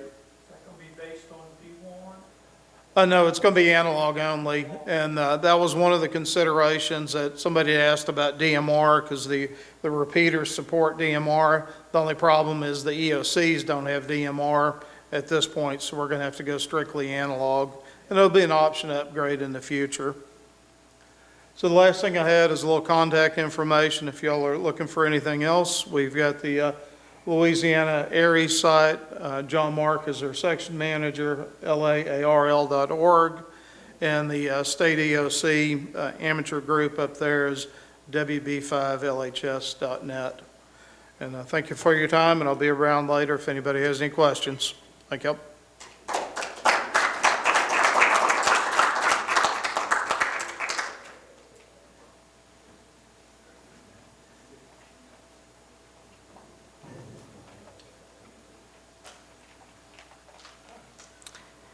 All right, so that concludes all the presentations. So now we just have the Q&A and then the door prizes. So if the presenters want to come up to the front, we can take any general questions if there are any. I know a bunch of folks asked questions kind of throughout the presentation, so we might have covered a lot of them. But for those that have questions, we can take them now. Jim also gave me the tablet to look for any questions online. So far, there aren't any. There was one that was answered. So just we'll look for any questions.